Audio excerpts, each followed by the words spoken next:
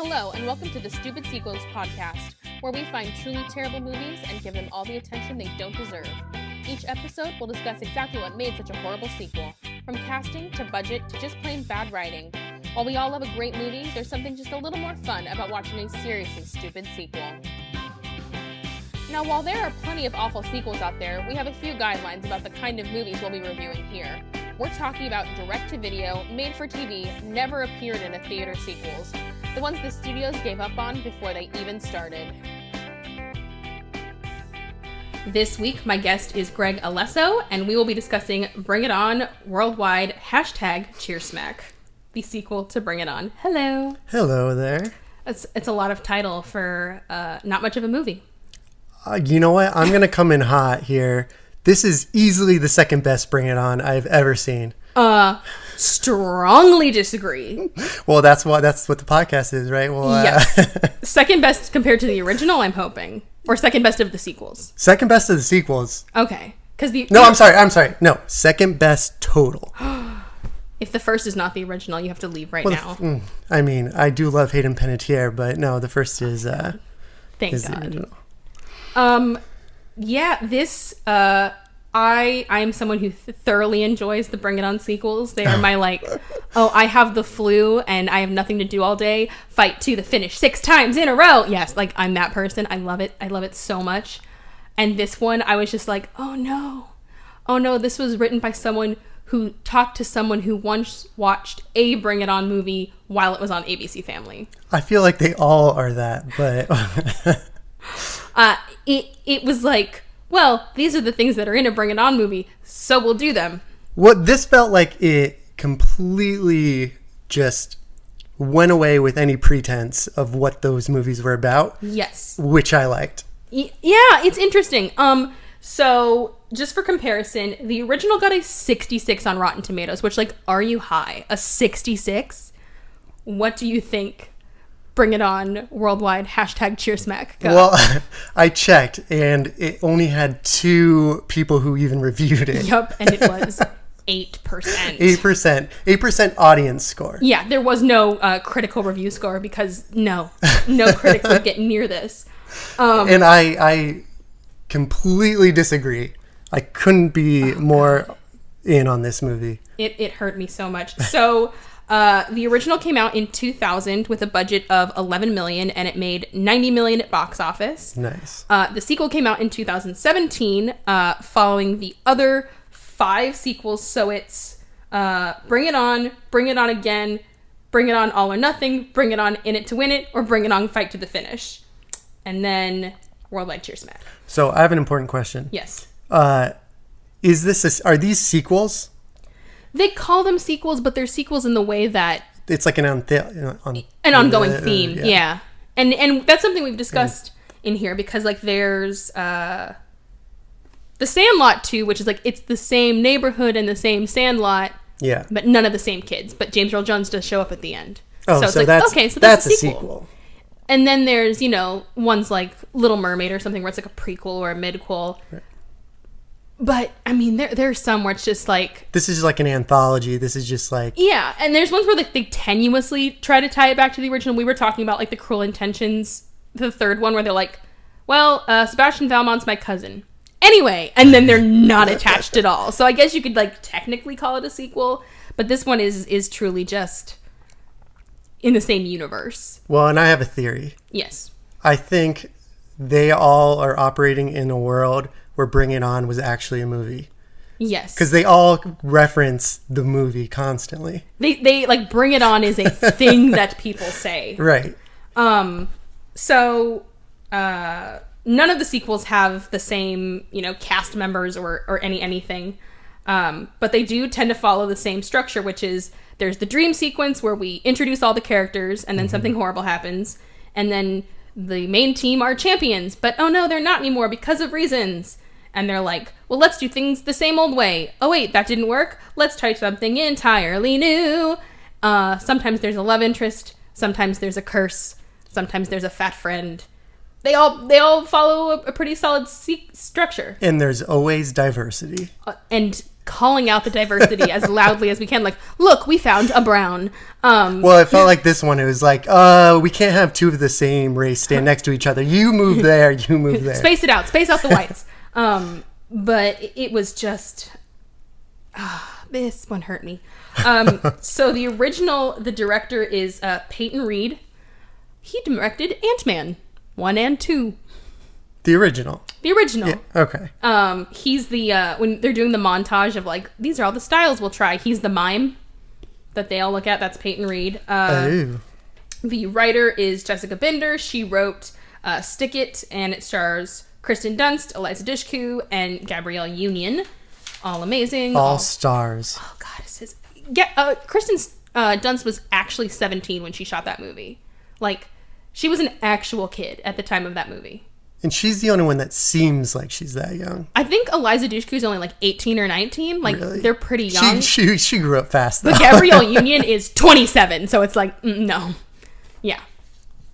Oh, okay. So this is post 10 Things I Hate About You. She's all that. Yeah. Because it's 2000. Yeah. It's past all that. So for the sequel, the director is Robert Aduti. He wrote Honey and Beat the World, which is a dance movie that I have never heard of, but it looks like it's trying to be Step Up. And the writer was Allison Faust. She wrote Bring It On, All or Nothing, Bring It On, In It to Win It, Fight to the Finish, and Scary Movie 2. So she has a genre that she's found. That director also wrote Stomp the Yard. Oh, so this is like dance/cheer is their thing. Mm-hmm. Because I was the second one. The writer went on to write and direct Stick It. So I'm like, okay, it's like sports, athletic genre, like in the same area. I did not recognize any of these actors minus Vivica A. Fox. Yeah. There was one guy who was in it for like a screen, like just one frame that I was like, oh, he's in something. And that was the extent of my ad. So the main girl, Christine Prosperi, who plays Destiny, she's on Degrassi. But like post Good Degrassi. Oh, like past Drake. Sophie Vavasour, who's Hannah, is in like a million BBC made-for-TV specials. And then Blake, the Asian photography guy, he was on Dance Academy, which was on Nickelodeon not that long ago. So he's actually a dancer. And then Vivica A. Fox, if you don't know who she is, go away. And then I was just deep diving it. Natalie Walsh, who plays Roxanne, was in Another Cinderella Story, If the Shoe Fits, Honey 3, Dare to Dance, Step Up, Staircase to Nowhere. I made one of those up, but you could definitely tell like this person was hired to be an actor and this person was hired to be a dancer. You could see the line straight down the middle of who was hired for which talents. So some fun facts about the original. So it was did you ever see Drop Dead Gorgeous? Also has Kirsten Dunst in it. It's about beauty pageants. No, I did not. So it's like a mockumentary thing where it's like, we're going to go to this small town and like see what their thing is about. And then girls start getting murdered. It's hilarious. Denise Richards is in it. It's incredible. And Amy Adams. So it was originally kind of written in that vein. And they're like, oh, we get Kirsten Dunst again. It'll be great. Called Cheer Fever. Where it was like, we're the champion team. And oh no, our routines are stolen. And it was like supposed to follow a more mockumentary style. But then they're like, no. But that comes out. Like, it's clearly, like, self-aware of what it is. And I will get to that. It's very important that the movie is self-aware. Because this one was not. Not at all. So the whole line where the Clovers are like, can I beat these Buffies is because 4 of the Rancho Carne Toros were on Buffy the Vampire Slayer. Oh. Eliza Dushku as the, like, evil slayer. Whitney was Glory. And one of the other cheerleaders is a villain in the later episodes, but they were like, we have 4 stars of Buffy, so we have to make a joke. 90% of the stunts they do in the movie, of any of the movies really, are illegal for high school level students. You can't do flyovers, basket tosses with head over heel rotations, and you can't do stunts more than 2 bodies high. So all the stunts that you're like, oh my god, it would have gotten them disqualified. Like, which is why I think in the later movies they're like, this is college level, or it's like we're just a cheer team. Well, yeah, and that's a discussion with this movie. I have no idea what's going on, but I have my theories. I looked into it. It's weirder. It's even weirder. In the original, they did a 4-week cheer camp where they all learned the basics and learned to do their own stunts. That's important. And the dream sequence was almost cut from the original, but the screenwriter said you have to include it so that the audience realizes the movie knows what it is. The movie is a joke, and the movie knows it's a joke. That's really important. It sets the tone of... Yes. Yeah. Because if you started the movie with just like, hi, I'm going to be Captain of the Toros, you'd hate her. You'd hate Kirsten Dunst. So that's important, guys. That's why every movie started with a dream sequence. Like, hi, we're in on the joke too. It's okay.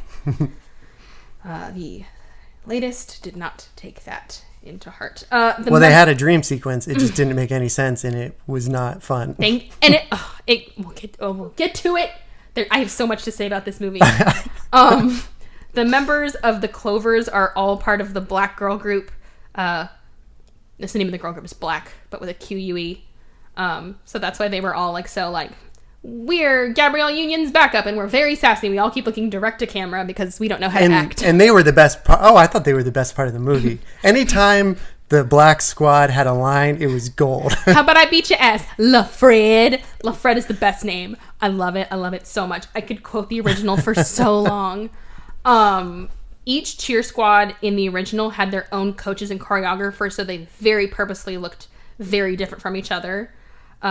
Cherry Pie was almost a 10th of the movie's budget to get the rights to that song. It was $40,000. I don't know if it was worth it, but okay. They're like, we had to. It was like the ultimate stripper song. And the team that won 3rd place at Nationals was the cheer team of the school where they shot most of the movie. So it was like their little like, thanks for letting us take over your campus for 4 months. You get to be in the movie as the 3rd place team.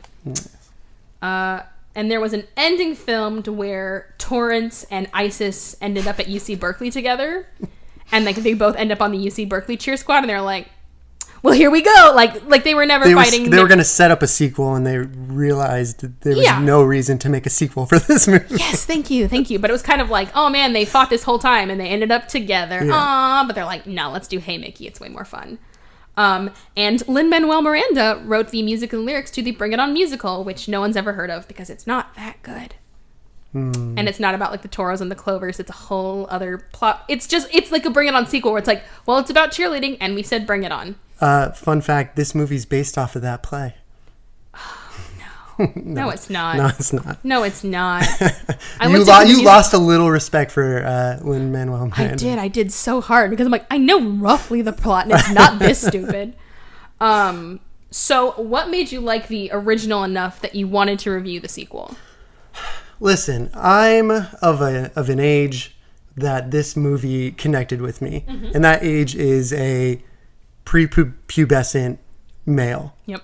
So I was they were gorgeous girls doing, it doesn't matter what they were doing. They were just there. They were there. But it was a fun, just aware of itself and just catchy tunes. That like meta humor, like we get why we're funny and why we're stupid is so nice. And I didn't even realize this because I wouldn't have realized it when I watched it like originally. Mm-hmm. But the soundtrack was a huge part of that movie. Oh, the soundtrack is great. Yeah. I love it. And it was one of the 3 first PG-13 movies I ever saw. I saw it at a sleepover and I got grounded for it because I was not 13. But no, for me, it was like, when I think the first 2 were like Save the Last Dance, which is like a very serious movie about like race relations. And Pay It Forward, which is about Kevin Spacey getting lit on fire as a child. And then Bring It On. So I was like, is this what teenagers movies are like? I love it. Like, it just kicked the door open to like that kind of movie for me. Well, and I'm a sucker for high school teen dramas. It's so fun. It's so it just bops along, and it's like we're having fun, and there's stakes, but they're high school stakes. That's what I was gonna say. There's no stakes in any of it. No one's gonna die. No one's gonna be homeless. We won't be the national champions anymore of the cheer squad. Who cares? It's so fun. It's basically who's gonna get together in the end. And even when they lose, they're like, Well, we tried our darndest. Like, you don't care. And also, it was such a huge thing that the main team that you were rooting for the whole movie didn't win. I loved that. And then none of the other sequels ever took that cue. Did they not? Nope. Because Bring It On Again is the college one. And it's like, well, there can only be one squad on campus. And the alternative rival squad gets it. The third one is the Hayden Panettiere one. And the new We Can Crump squad gets the Ciara music video. Look into all of these. But the white team still lost in that one. Yes, but the team that Hayden ended up on won, and Hayden was our main character. Yeah. The fourth one was the Jets and Sharks Let's Mingle Our Squads Together team. And the new commingled team won. The fifth one was the Christina Milian one, and they won. So yeah. And spoilers, guys. They win in this one too, in the fifth one. Sixth one. There are 6 of these fuckers. I haven't seen all 6. I'm not going to pretend. I have multiple times, and I have to say I will probably not ever rewatch this one. So is this released straight on Netflix? Was this a Netflix movie? It was straight to Netflix. Okay. Got to get that content up. Way harsh type. Not produced by Netflix though. Like it's not a Netflix original. It's not movie. a Netflix movie. Okay. No, they made it. Nobody would buy it, and Netflix went. They didn't commission this one. Okay. Okay. Let's get into it. But first of all, I want to start off. Where are they? What city are they in? What country are they in? At some point, they're on the coast, which it feels very Malibu-y. I thought they were in New York when she was like running through the streets. That looked very Manhattan-y. Yeah. Sometimes she's in the city and sometimes she's on like the cliffs. Yeah, but then they pull back to the hills. So I'm like, she's in like California, Santa Monica, Malibu. This entire movie was filmed in South Africa. Ooh, okay. In Cape Town. I don't know if it was I don't think it was supposed to take place in Africa because they're like, here's the South Africa team. They're all black. I'm like, yeah. Well, and they all, well, not all of them. They mostly all spoke with a English accent. One girl sometimes spoke with an English accent. Sometimes an Irish accent. Sometimes. That drove me crazy. We'll get to it later, but it spoiled a huge thing for me. But yeah, I couldn't tell what city we were supposed to think they were. Because... Well, that goes into my theory about this. Yeah. They don't exist. Like, they're just in a world that doesn't exist. They're in the clouds. They float above. They're in a world where cheerleaders are just like superstar athletes making millions of dollars. Yeah. Which, we'll get into that. So it opens up with a performance of our main cheer team, the Rebels. Like an exhibition? Yeah. It's just they're on a stage in the middle of the street with screens all around them, full sound equipment, full uniforms, cheering. Mm-hmm. So immediately your brain goes, well, this is the dream sequence, as every Bring It On movie begins. And the main girl, the captain, whose name is Destiny, she's our main character, she yells out to the crowd. She's like, give us those 3 words. 1, 2, 3. And exactly one girl yells, bring it on. I'm like, aw, like you couldn't get multiple extras to yell bring it on at once? Well, I originally thought these were all like their family members. Like, that's all they could get to come to this. I don't know. And then it's like, it's the nightmare that's happened with every person who's like, yes, I understand the youth. And it's this social media montage clearly created by someone who has never experienced social media. Mm-hmm. It's a ton of stock footage of just people looking at phones, tablets, computers. It's so obviously stock footage because it's a completely different, like, resolution than the rest of the movie. And none of the people ever speak or make sound. They just look at their phones and make faces. Yeah. And it's like these hashtags, like, scroll across the screen. And I wrote some of them down because they're so horrible. Which is hashtag cheer rules, hashtag here for cheer, hashtag femcredible, hashtag destiny for prez. I'm like, oh no. Well, and so this movie mangles social media and they send such a mixed message. I'm not even sure what their point was. I don't know. And they begin their cheer routine to Lady Gaga's Ayo. which it's a great song. It's not at all a song for cheer, and nothing like they cheer to in the rest of the movie. Like, have you heard, like, cheer remixes before? What are they, just like techno, just upbeat, just... Here, I'll pull one up. So, I'm getting away from my mic. Sorry, guys. A friend of mine in college, Nicole Wiseman, hey girl, she designed our logo, was a cheerleader at our college, and she was constantly looking up or putting together cheer mixes. So, pick an artist from the 90s. Puddle of Mud. What? More in the pop artist. I don't know why that was the only artist I could think of. Mud. Britney Spears. Okay. Let's do Britney Spears cheer mix. And I will drop this in for you guys so you can hear it. This is what a cheer mix sounds like.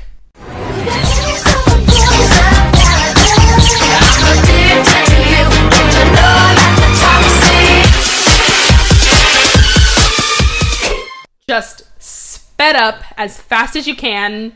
Sound effect, sound effect, sound effect, sound effect, sound effect. Like, that's what a cheer mix sounds like. Well, did Bring It On, the original, teach us anything? If not, you need different styles and you can dance to anything. Yes, but, I mean, like, literally, and if you look up a cheer mix, they're listed by beats per minute. Because they have to be fast enough that you can do, like, stunts to them. Yeah. And Lady Gaga's Ayo is kind of a mid-level tune, which shows because they can't really cheer to it. And I would say half of the routine is crowd shots to disguise that they're not actually cheering or doing any stunts. It's just like, we're all clapping and shot of the crowd, and we're all fist in the air and shot of the crowd, and we kicked one leg and shot of the crowd. Like, just stunt, crowd, stunt, crowd, stunt, crowd. Like, there's no cohesive dance movement or stunts happening at all. Yeah, I didn't analyze their actual movements. Oh, I get into it in the final Did you routines. You put a score down for each team? I called them out and we'll tear them down later. So again, the actors can't cheer and the cheerleaders can't act. So they have these giant screens that say, like, the Rebels, and all of a sudden they get, like, 90s bad effect hacked. I'm surprised they didn't have, like, the Matrix falling green letters. And this person shows up in, like, a Jabberwockies style, like, expressionless white mask. Yeah, like there's going to be a bombing or something. Yeah. It's like, it's very serious. New decadent Western ways. And they're like, we are the truth. Terrible name. Die in a hole, please, so fast. And they're talking over, and, like, the music is just gone, and it's just talking. And the other cheerleaders are like, Destiny, what do we do? And she's like, shut up and cheer. Which I'm like, frankly, yeah, show must go on. You ignore what's happening, just keep cheering. And then, like, their music shuts down, and Destiny goes, oh no, and the truth goes, you're not dreaming. I'm like, oh, so they just took the original and spit in its face real hard. Yeah. Like, you're not dreaming. And they say, like, this has to be a nightmare, but it can't be. They say this, like, 6 or 7 times throughout the intro sequence. And that's why I appreciate the movie, is because it's different. But the movie has to start with the dream sequence to show that it knows that it's stupid. It has to. It's the point. You know what? This movie's not stupid. It's a masterpiece. And that's what that opening sequence taught me. This movie thinks it's very serious. And so in the original, they did do, like, kind of cheer vocab. They're like, this is not a cheerocracy. You're being a cheer-tater. Like, but very minor. I think maybe 4 or 5 words in the whole movie. This movie is how many words can we cram the word cheer and femme into? And they're like, you know, Destiny, you call yourself a cheerlebrity, and you're just a weak-ass wannabe, and you're cheersmacked. Oh, no. This is a cheersaster. The other squad's like, this is a cheersaster. And then the truth is like, you're only winners because you're national champions and you don't try anymore. You're called out. You cheersmacked, which is not a thing. If someone told me I was cheersmacked, I wouldn't know what that meant. I understood that it's like you're being served. You just got served. Pod smacked. Like, what? The gauntlet has been thrown down. They did, and they're basically like, we're a better cheer squad than you.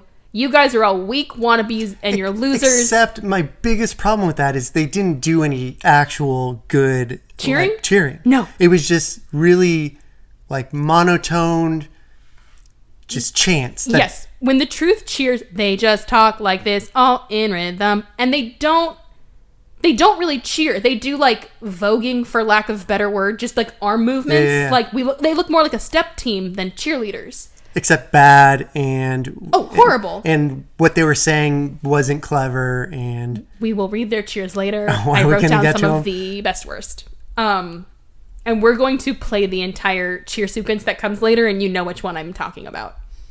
You do. Okay, I do. You do. I do. So immediately the crowd is like, you suck, and they just start screaming at them. Someone throws a pretzel. In my mind, their family members started yelling, you suck, and throwing things at them. Yeah, so I'm like, okay, so this is definitely a dream sequence, because like they turned real fast, and they throw a pretzel at she's going to be the dumb blonde of the movie. Her name is Hannah. And someone hits her with a pretzel and she screams, "Oh my God, carbs, get them off me!" Like it's a wild animal.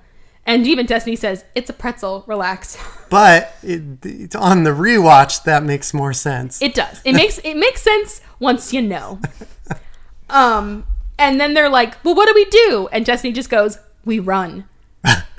And just takes off stage. By herself. By herself. In her full cheer uniform. Doesn't like try to like throw on a hoodie to cover up. And her cheer uniform is, and I never understand this, it's a belly shirt, but it's long sleeved. Mm-hmm. Good look. And just booty shorts. Not cheer skirts, which I'm sorry, cheer skirts are a thing for a reason, because no one looks good in cheer shorts, especially when they're doing stunts. You don't. I disagree. You don't. It's just permanent wedgie. I'm just saying that. There's a reason they put the spanky pants and then the skirts. So she's just running through unnamed city in her full cheer uniform, but she's carrying a bag. So she clearly didn't run like... She took time to gather her stuff. So it's not like, oh no, I'm being like chased away by a mob. But she's by herself, so like fuck the rest of her squad. And she's outside what I thought was her apartment building. But why was she walking up to that door? Because she walks up to that door with like keys in her hand. Like, I'm about to go in here. Oh. But then we see that she has like a house on the cliffs of Malibu or wherever they're supposed to be. Right. And there's urban youths. Well, and they even have the cop car drive by. That's like the first shot of when she's in the city. You're like, oh, this is serious. This is a rough neighborhood. And there's the most multicultural, multicultural set of break dancers just popping and locking and dancing. And the three most important ones are named Jeff, who's the white guy. He's terrible. Did it, who's black. Because if something goes wrong, he probably did it. Yep, that's the full joke. And Blake, who is Asian and a photographer and a dancer and an artist. Blake is everything. Blake is all. He's the cool guy. None of the rest of them get names. So those are the main three that you need to worry about. And the white guy is hitting on her / insulting her. He hits on everybody. Yes, but he hits on her with the weirdest insults. And then she goes... So I didn't understand his joke. No! I rewinded it and listened to it multiple times. Closed captions on because I'm like, huh? But she goes, well, now I know I'm dreaming. I'm like, okay, so is it the dream sequence? Is it not? Okay, here's Jeff's joke. Yes. Why was the cheerleader mad she got her driver's license? Because she got an F in sex. And I don't know, maybe I'm just an idiot and this is a brilliant joke. But is it supposed to be like, because usually cheerleaders' boyfriends drive them around because they fuck them a lot, but she was bad at sex, so she had to get a driver's license? That's a really long walk. I don't think so. And it's not funny, and it's not like, and it's not like driver's ed, sex ed. Like, she just got an F in sex. Just an F in sex. Well, you know what they say, a good joke is one that you have to talk about to understand. And then the next one is, what's a cheerleader's favorite nursery rhyme? And Destiny goes, hump me dump me. Aren't you original? And I'm like, that one, okay, like Humpty Dumpty. Yeah, that makes sense. But that wasn't his punchline. Maybe his punchline didn't make sense. Yeah. Maybe his punchline was the same punchline as the first joke. Yeah, and they're like, what are you dressed up as? Like, Malibu Barbie? She's like, I was going for femtimidation. They only get worse. They only get worse. The other part of that is they go, "Oh, you're wearing a costume," and she goes, "It's not a costume, but it's literally a costume." Yeah, it's not a costume. It's a uniform. They're the same thing, It's babe. literally a costume. And she takes their picture, and she's like, "If you don't apologize to me right now, I'm going to post to my 1 million IG followers." They never say the word Instagram. Only ever IG. Which I'm like, could you not get the clearance for Instagram? But then I feel like IG probably still falls under that. Nah, probably not. I don't know. But they're like, "I'm going to post you to my 1 million IG followers, and you'll get..." Is 1 million a lot? It feels like a lot. 1 million is sadly not a lot these days. Like every teenage girl has 1 million followers. I mean, you look on YouTube and the people who get 1 million followers, it's like, well, I review hair dyes.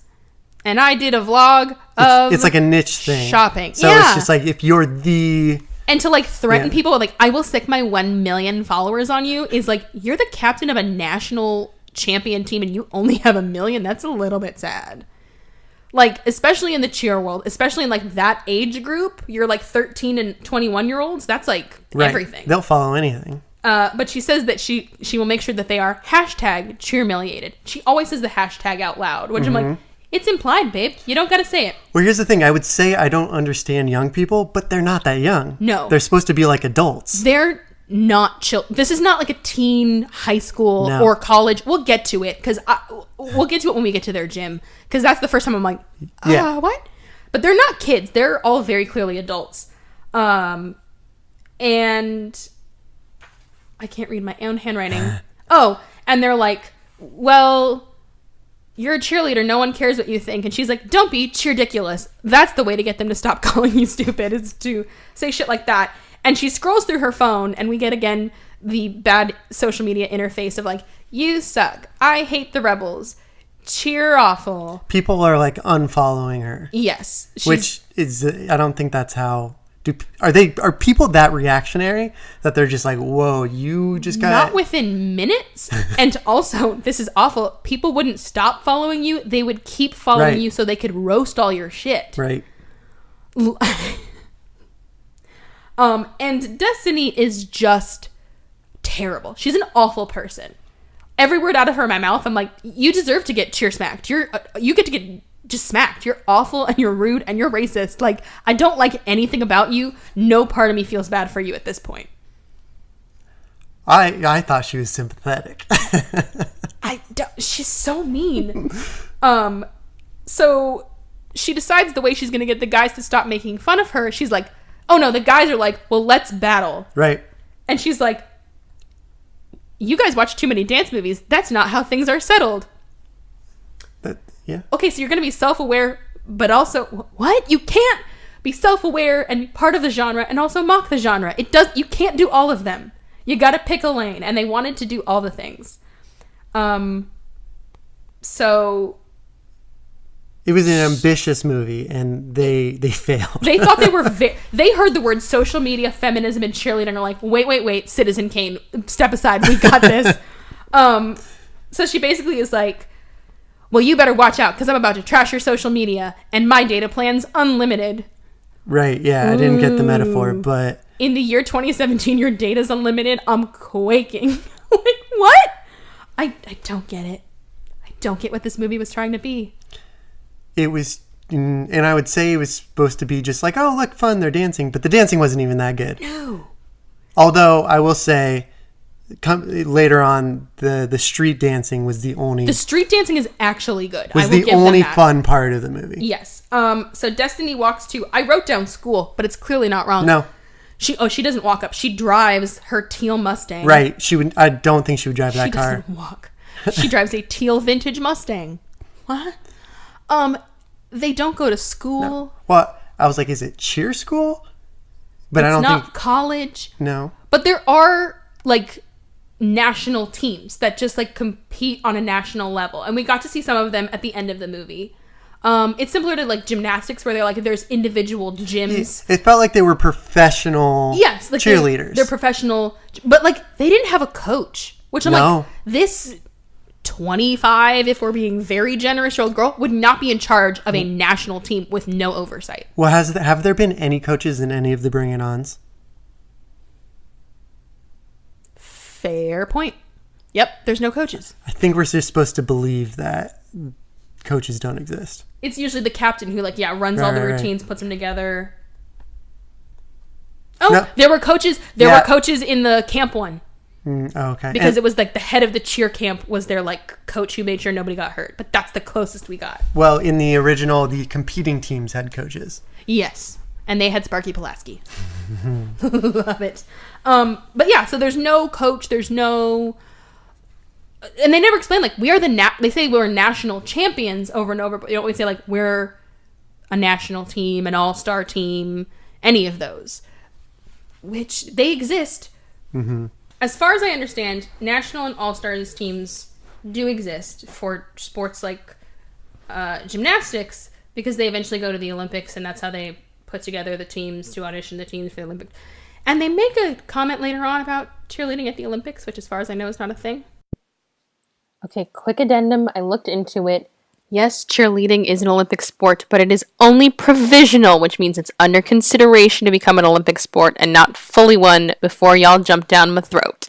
Well, yeah, and it's kind of out of place. Yeah. Or maybe it was meant to be like, this should be a thing. And there was a plot line that was cut in the very first Bring It On, where Torrance's college entrance essays were like, my goal by the time I'm 30 is to make cheerleading an Olympic sport. Like, that was her, like, one day.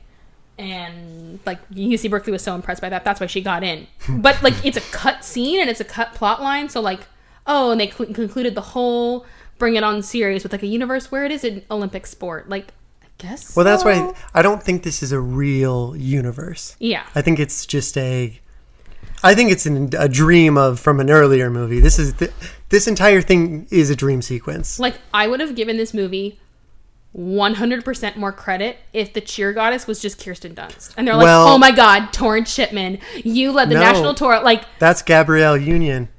It's just, that's who that is. But if they'd made it like your Isis, who like brought the Clovers to their first national championship, like if they'd tied the very last one to the first one somehow, I would have loved it so much. I would have given it a lot more credit. So they have this gym, which is open to the public, because people just come in and watch their practices all the time. Yeah, and there were the girls who were leaving at the beginning who weren't part of her squad. Yeah, and there's like times when like they're not practicing, like where there's gymnasts on the floor who are children, and like I don't Well, it's like a gym. It's like a gymnastics gym. It's just yeah, but it's not like this is the Rebels gym. We built it, we own it, it's ours. Like they rent the space from somewhere, but they're there often enough that people come to watch them when they practice. Yeah, and they have lockers. Yeah. I don't get it. So she goes to a poster in her locker of the cheer goddess, who is Vivica A. Fox. Mm-hmm. And she's like, cheer goddess, grant me the strength to be a better cheerleader. I thought the poster was going to start talking to her, but oh no, it gets worse. And she's like, I'm a good person. I'm like Jesus with a high pony. First line of the movie I actually laughed at. And so her team is all standing around there with their phones, and they're like, you haven't seen? We're getting called out. And teams from Norway, and so each team has their own hashtag to insult the Rebels. Norway's is feel the heat. Texas is higher toss, harder fall. Utah is forget the cheers your mama taught ya.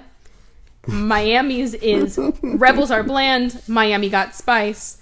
Costa Rica's is this worldwide, and South Africa's is no place to hide. What? Huh?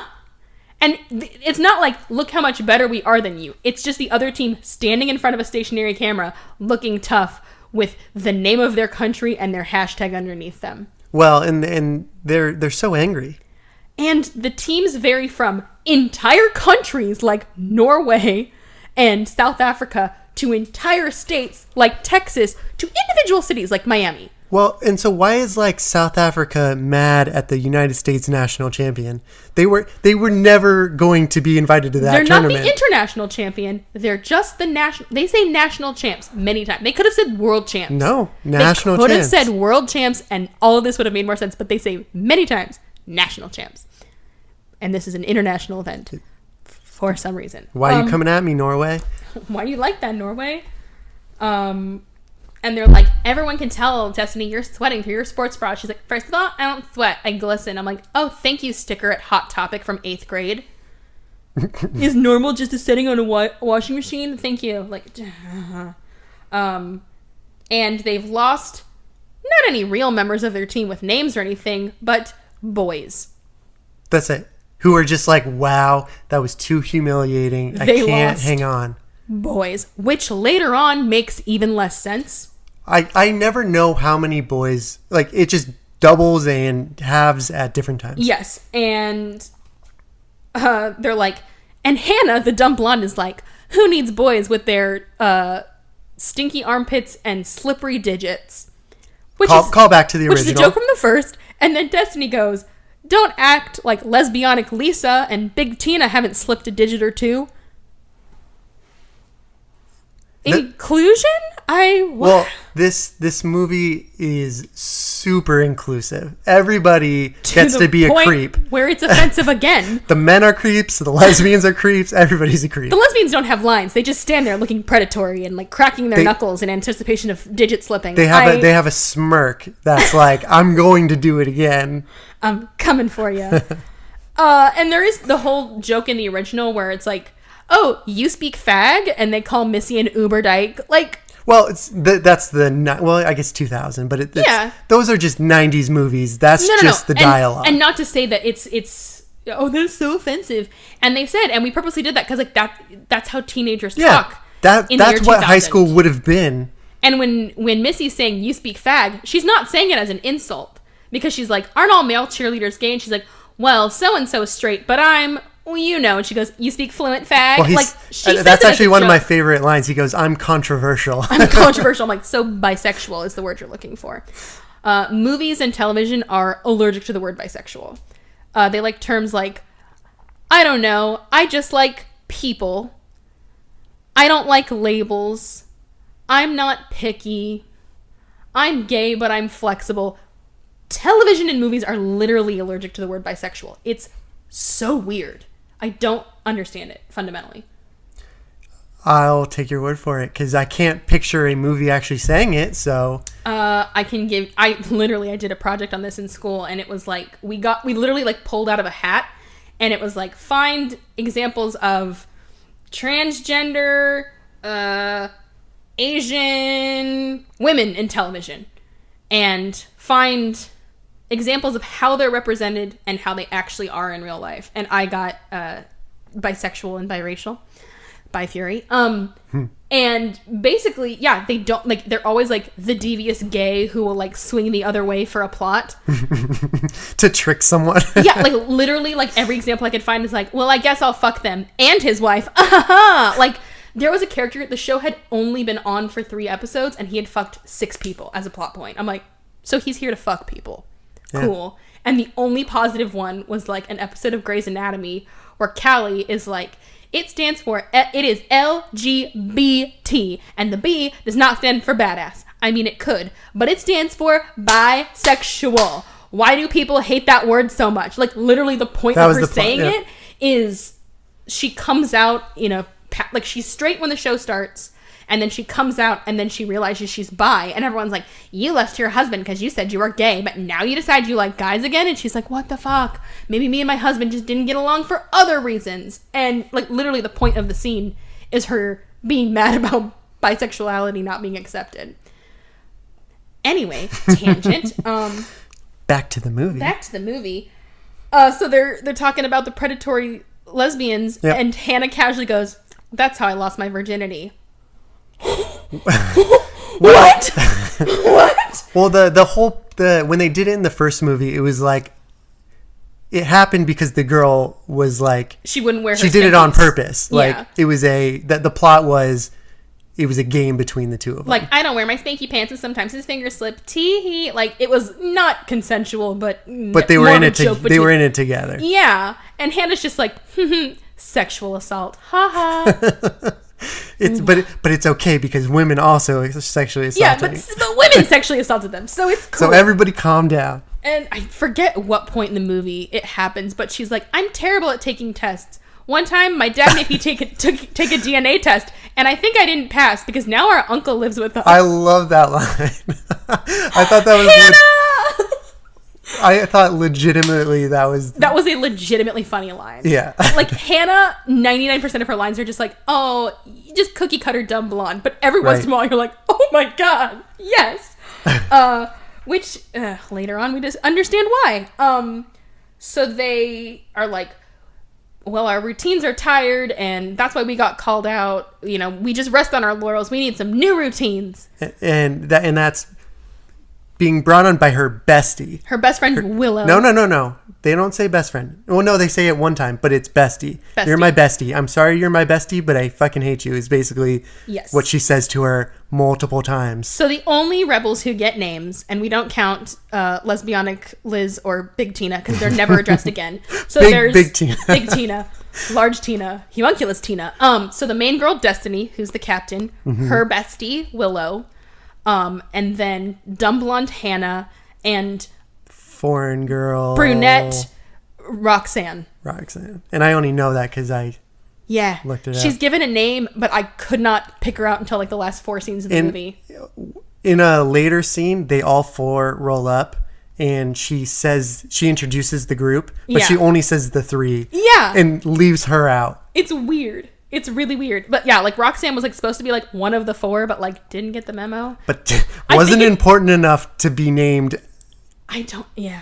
She had a name, but it wasn't important. So she decides to go into a diner. It looks like the diner straight out of Saved by the Bell. Grease came to mind. Just like, oh, they just need a place to hang. Like neon pink walls and like pop art. It's called Frankie's, which is never said out loud. They just show the sign outside every time they go in or out of it. And they're like, we're just going to get some boys. And all of the men are 40? Well, easily 40? And I thought they were all cheerleaders. Like, everyone in this place is a cheerleader. This is like the cheerleader diner hangout. This is where you go. You know how cheerleaders frequently eat fried foods and drink milkshakes? Right. Make it a juice bar. Makes so much more sense. Make it a juice bar. Duh. But they do like this montage of like, I would never cheer for the rebels. You guys are sad hags. Like, and all of these men are like 40. The first guy, I recognized him because I think he was in the kissing booth.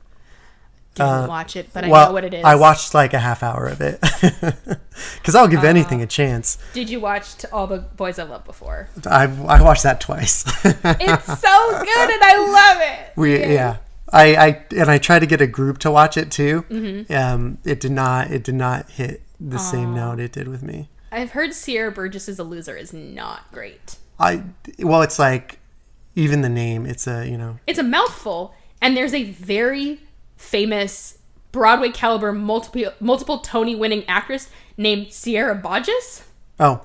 So every time I read it, I read Sierra Burgess is a loser. I'm like, how dare you? She has a Sierra Burgess. Okay, well, I don't know if I'm gonna butcher the name, but what's the old movie with Gerard Depardieu, the Serge de Bergerac? Cyrano de Bergerac. There we go. Where it's like, Sierra. I get it now. But that looked terrible to me, so I stayed away. So, and Destiny makes a stink face at one of their comments, and someone snaps a picture of her, and she becomes a meme. Yep. Instantaneously. You know how memes happen overnight, immediately, with a single photo with no context. And they're all in a line, like you go through and you pick which one you want to put. I don't know how many. Yeah, and it's like, when you realize your shit does stink. So she's like, I know what we have to do now. Only the main 4 girls are in the Mustang when they roll up to the... Right, but there's a car behind them. The graffiti... Is there? There's a car behind them. Do we see it? Yes. Okay.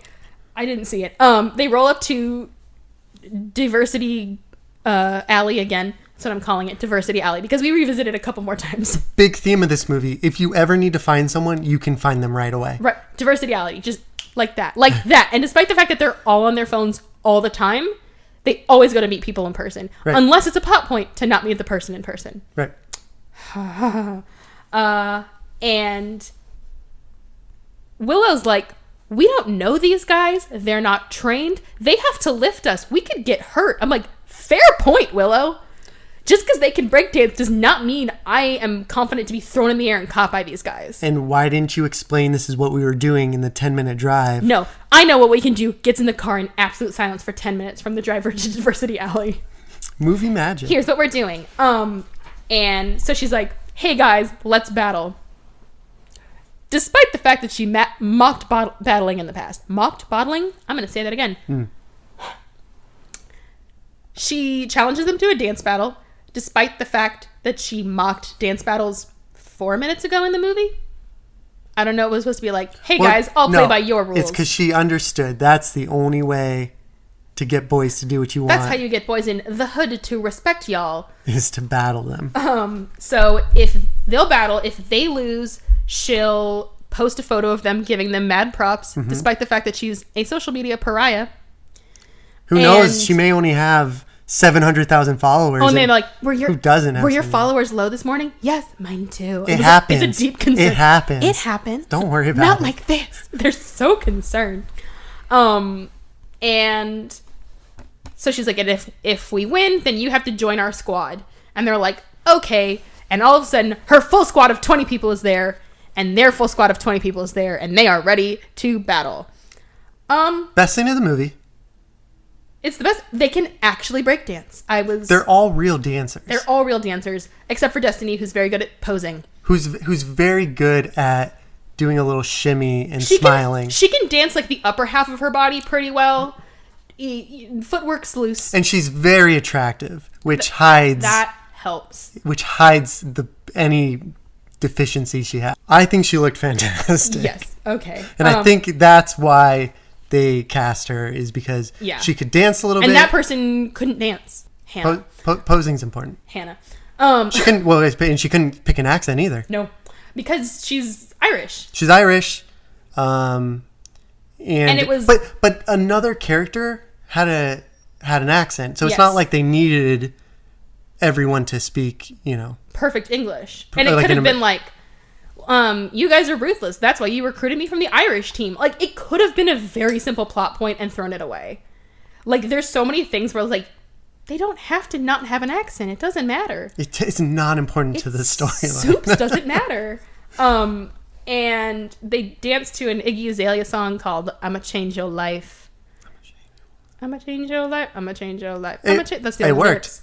The cheerleaders can actually dance hip hop, and the hip hop dancers can actually I was impressed. They could actually dance. And they're like, "Well, you guys clearly won." I'm like, "Did they?" I don't know. It seemed pretty evenly matched, but they're like, "Oh, well, we got schooled." They caught us by surprise. Yeah, is what they said. Except Blake is like, "Oh no, but not me," and she's like, "You said that your guys would dance for." She's like, "Yeah, my guys, but not me." He's somehow their leader. For unestablished reasons. And she like turns to her friend. She's like, "But you said," and she turns back and he's gone like Batman, like just into the wind. He's cool. He's a cool dude. He's so cool. He's so cool. He is a dancer. He's a photographer. He's an artist. He just does everything. Amazing. And he doesn't get into this whole social media thing. No, I don't know that he's even ever been on the internet. I'm sorry. My phone is still a Nokia. So the girls are all Skyping. Roxanne, Hannah, Willow, Destiny are all Skyping, and they're like, "We'll snap these boys into shape and we'll make them good. Good night. See you at practice." And Destiny's watching her nightly live stream of the cheer goddess, who seems to be filming and streaming at all times of the day, forever and always. And it just keeps showing stock footage of random people looking at laptops who are supposed to be watching Cheer Goddess. And she's like, national champs rebels were challenged by the truth. And here's the truth's slam and cheer. Get ready for a sick burn. Rebels, please go away. You're fake. You're funny. You're phony. You're not legit. Get off the world. And please go quit. Several pleases. They're very nice about their disses. Polite. Yeah, they're just pleases and go aways. Like, it's so weird. And they're robotically cheered. I can't do them justice. They're slow.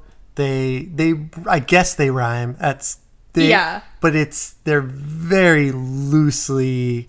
It's a lot of half rhymes. Yeah. And I'm not sure who the hacker is in this dance crew. No.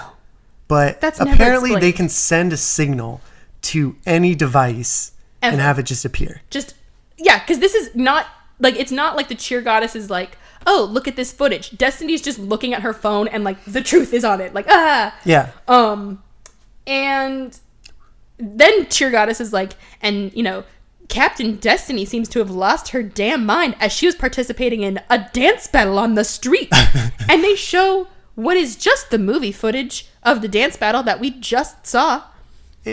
And I don't know why that's a bad thing. Because they're national champions and they were dancing in the gutter with ghetto youths. With street rats. And then the goddess does her, like, closing line, which she never does again, which is... Smiles bright, pits clean, and herky till you hurt him. I'm like, no. Do we want to take this opportunity to talk about Vivica A. Fox? Yes. Keep cashing them checks. First of all, Vivica shot her entire part in a single day. Okay, there actually was that. I could tell. A day max. I could tell. They were shot separate from everyone else. No one got to see Vivica. No one got to be in the same room as Vivica. No one got to breathe on her. I'm guessing that was shot in her actual house. Yeah. And that she provided all of her wardrobe. One take. She would not do 2 takes. She's sitting in a white living room and she just talks to a single camera. There's no, like, cameraman or crew. She just talks to a single camera. She moves a couple times. She'll seats stand, like 3 times. Sometimes, and she'll sit sometimes. Yeah. But yeah, Vivica A. Fox did her entire part in a single day with a teleprompter. They're like, Vivica, can we get another take? Just a little more energy? No. I'm Vivica A. Fox. Your entire budget is my salary. Go die. I'm Vivica A. Fox. You know what? Glad she was in the movie, though. Like, cast Vivica A. Fox and call her ISIS. Gabrielle Union, what is she doing these days? I don't know. What is Gabrielle Union doing? She just married to Dwayne Wade, living in Miami. Go Gabrielle. She wasn't busy. So okay, so from this entire boy crew that they battled, there seemed to only be 2. Yes, sometimes. Like, it's only Jeff and I think, or they were the only 2 that were late. Yes. So they show up to practice. And they're practicing at Destiny's house? Well, that's the question. Or the gym has a pool. Well, so their houses are mansions on the cliffs. They're enormous, huge mansions with giant lawns.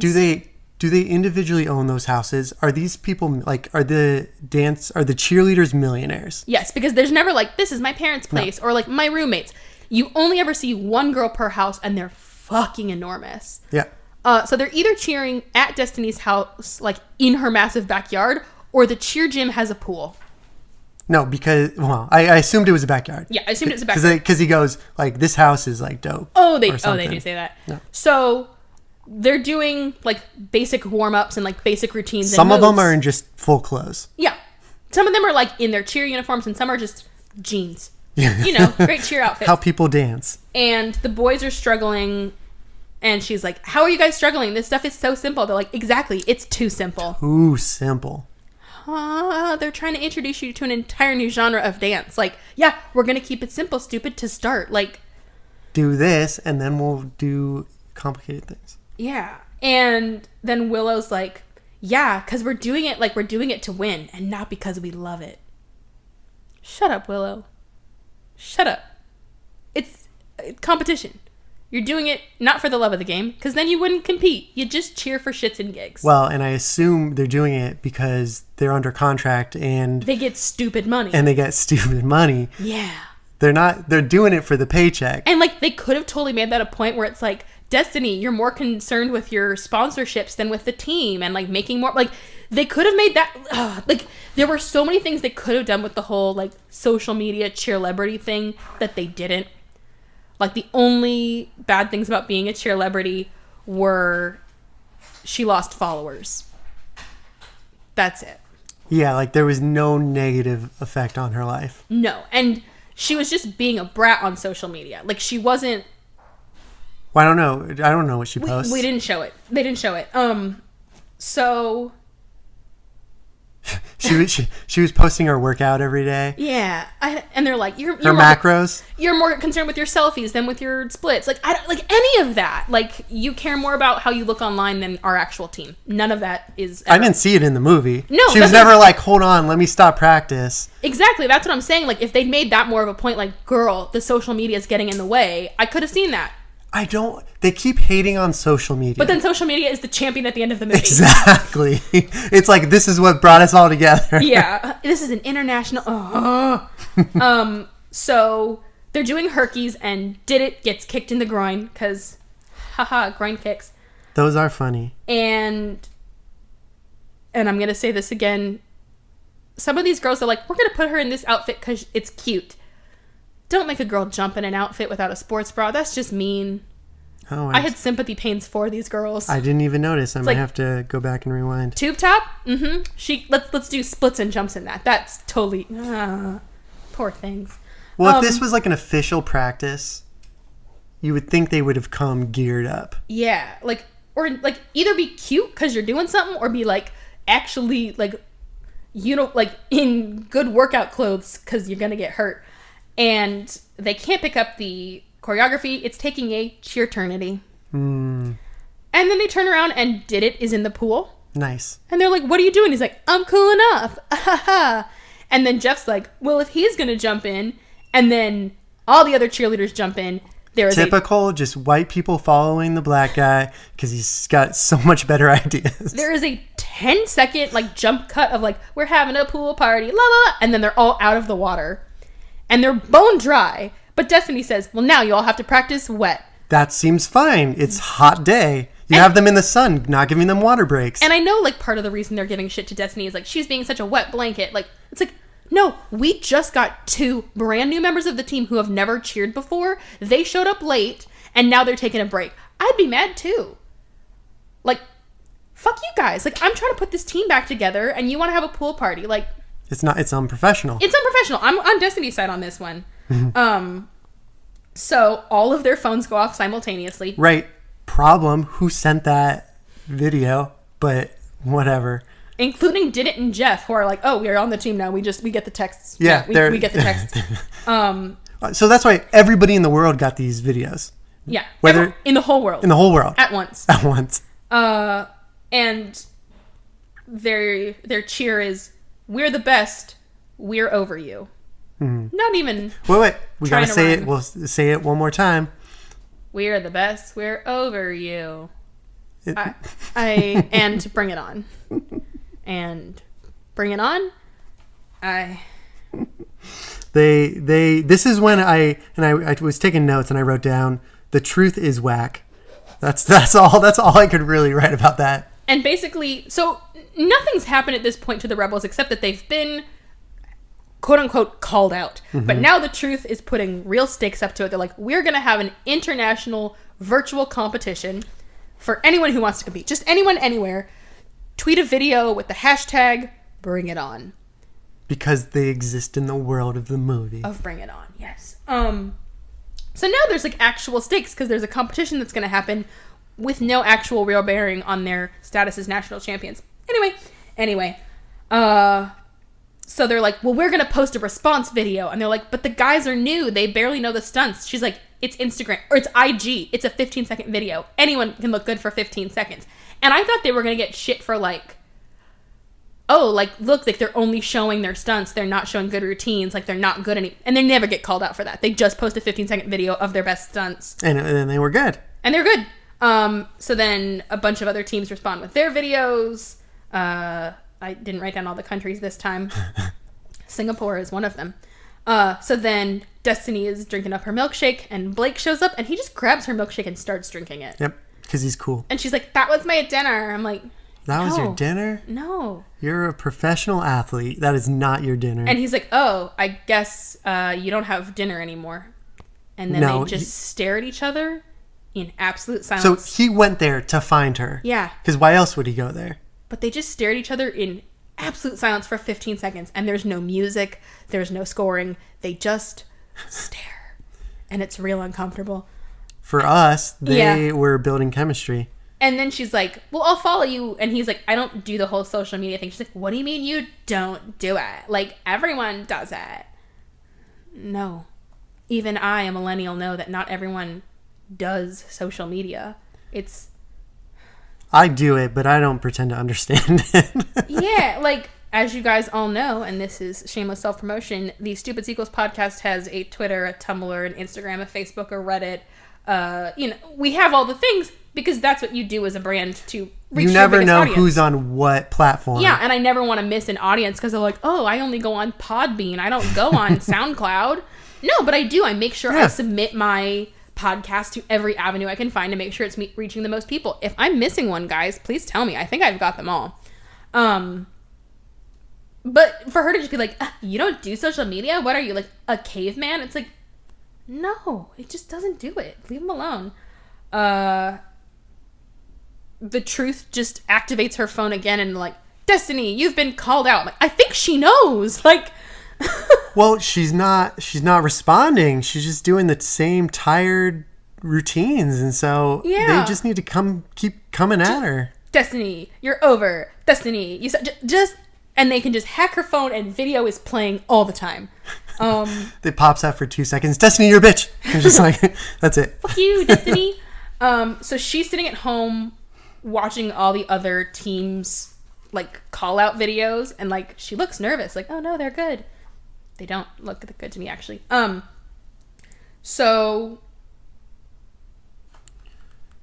sorry, I can't read my own handwriting. Mm-hmm.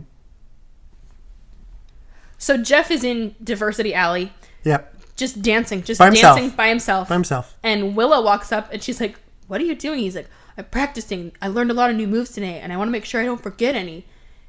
Let's go to the roof. And they start flirting where it's like, right. I'm a half, classic scene. I'm half dancing with you. I'm half flirting with you. And it like cuts to them in the gym showing their routine. Yep. And they're like, what do you think, squad? And Destiny's like, I really wanted to like it because you're my bestie, but I just don't. Bitch. And Willow's like, you never listen to me. And she's like, yeah, and there's a reason I'm captain and you're not. Get back in line. And she's like, fuck you. And she leaves. Yeah, go Willow. She's being a real bitch. She says, I'm not saying this as a friend. I'm telling you as your captain. Telling you as a captain. And then like she tries to walk away and she's like, come back. And she's like, is this as a friend or my captain?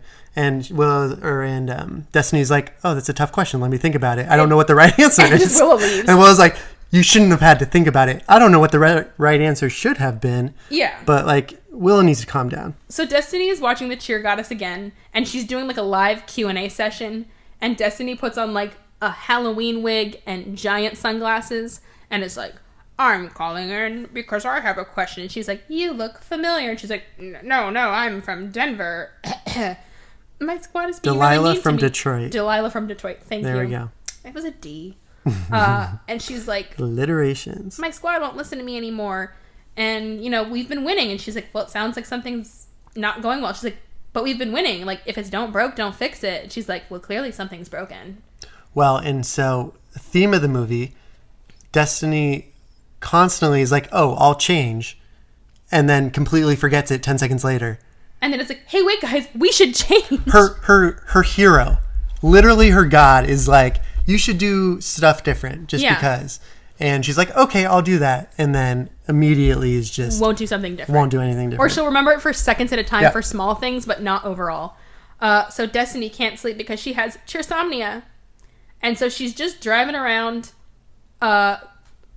Diversity Street, not Diversity Alley, and there's a piece of graffiti that's like an alien abduction. I don't know. It's kind of cool looking. Yeah, well, like at first I thought it was like a dream sequence because it's weird swirly colors, and they pan up on that first to her. Yeah. And Blake just walks up behind her. I'm like, run away! He's here to kill you. And he's like, I never thought you'd be the kind of person to like this. And she's like... That looks at walls. And she's like, I don't know. I don't just see it. I feel it.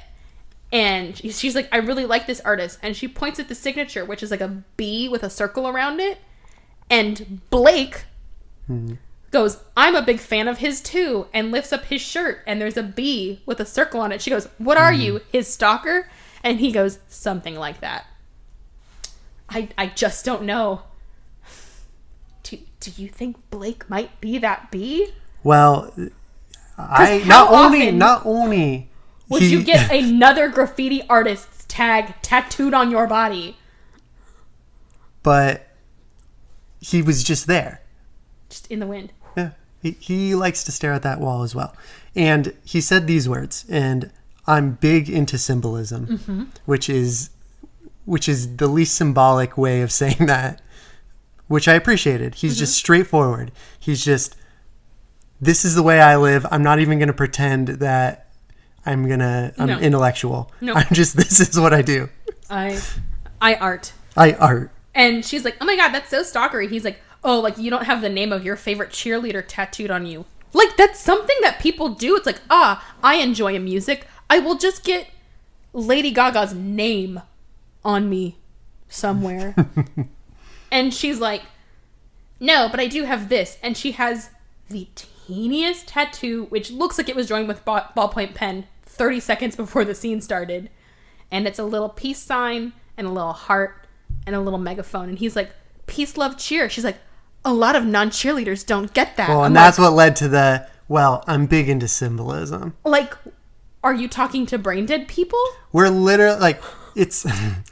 Things stand for things. Letters stand... you put them together, you can make words. The peace symbol, which has stood for peace forever. That's all it could possibly mean. A heart. A heart stands for love. And what's the word this girl says more than any other thing? Fucking cheer. That's the third one. And she's like, me and Willow have matching ones. We're like closer than sisters, and like, like cellmates. And my actually one of my favorite lines is that we have matching tattoos. Oh, like cellmates. Yep. Which I might steal because I know no one's seen this movie and use it in everyday conversation. Who's the bitch? Willow, clearly. And she's like, I just like really believe in like feminine power. And Blake's like, yeah, between two moms and two sisters, I get it. Also, I'm like, casual as fuck, and yay. Of course you were raised by two women, Blake, who's pretty cool. Yay. Well, the way he said it, I was like, would you actually say it that way? Like, oh, I know what you're thinking. Like, I know how you feel, but with my two moms and my two, like, would you say with my two moms because it's... I would. Yeah. You would. And I love that. Or would you just say, well, like my mom's, or because you know people... Well, I would say my two moms, because if you said moms... People be like, mom, stepmom, or like, but like my two moms is like, that's what they lesbians. And like Destiny does not notice it, address it, nothing. She's just like, cool, sounds like you live in a fempire. Cool, okay, fempire. Big Tina and lesbian, whatever his mom's. And he's like, I like your made up words. And she's like, they're not made up so much as they're feminized for strength. That's not a thing. That's not a thing, girlfriend. Well, and that's when you're like, oh, this movie takes itself too seriously. Yeah. Because the whole time you're like, oh, it's a joke. Yeah. Like they clearly... Like, excuse me, it's female empowerment. How dare you insult it? It's like, no, it's like clearly they're making fun of themselves because all these people are stupid. Yeah. But then they're like, no, this is meaningful. Yeah, and then Blake's like, well, I sure apologize. She's like, that's not how you do it. That's kind of how you do it. And he's like, there are rules. She's like, of course there are. And then the scene cuts and we never understand what those rules are because there are none because they're all stupid. And honestly, Cheerpologize is one of the better ones. So they're still just staring at the graffiti. It like cuts and cuts back. And he's like, well, I'm going to go. And she's like, I'm going to stay and look at it a little bit longer. The more I look at it, the more I find that I like. Which is, he's looking at her. And he's looking at her and he's like, I know what you mean. Yeah, I'm realizing I like you. And then he drives her up to like the cliffs of unknown city and they're just looking out at the lights. Yep.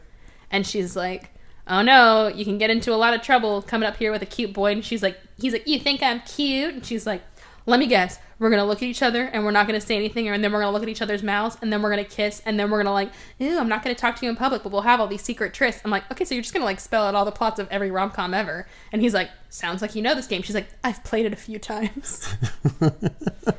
And he leans in to kiss her and she's like, I got to concentrate on my team right now. I can't kiss you. I have a job.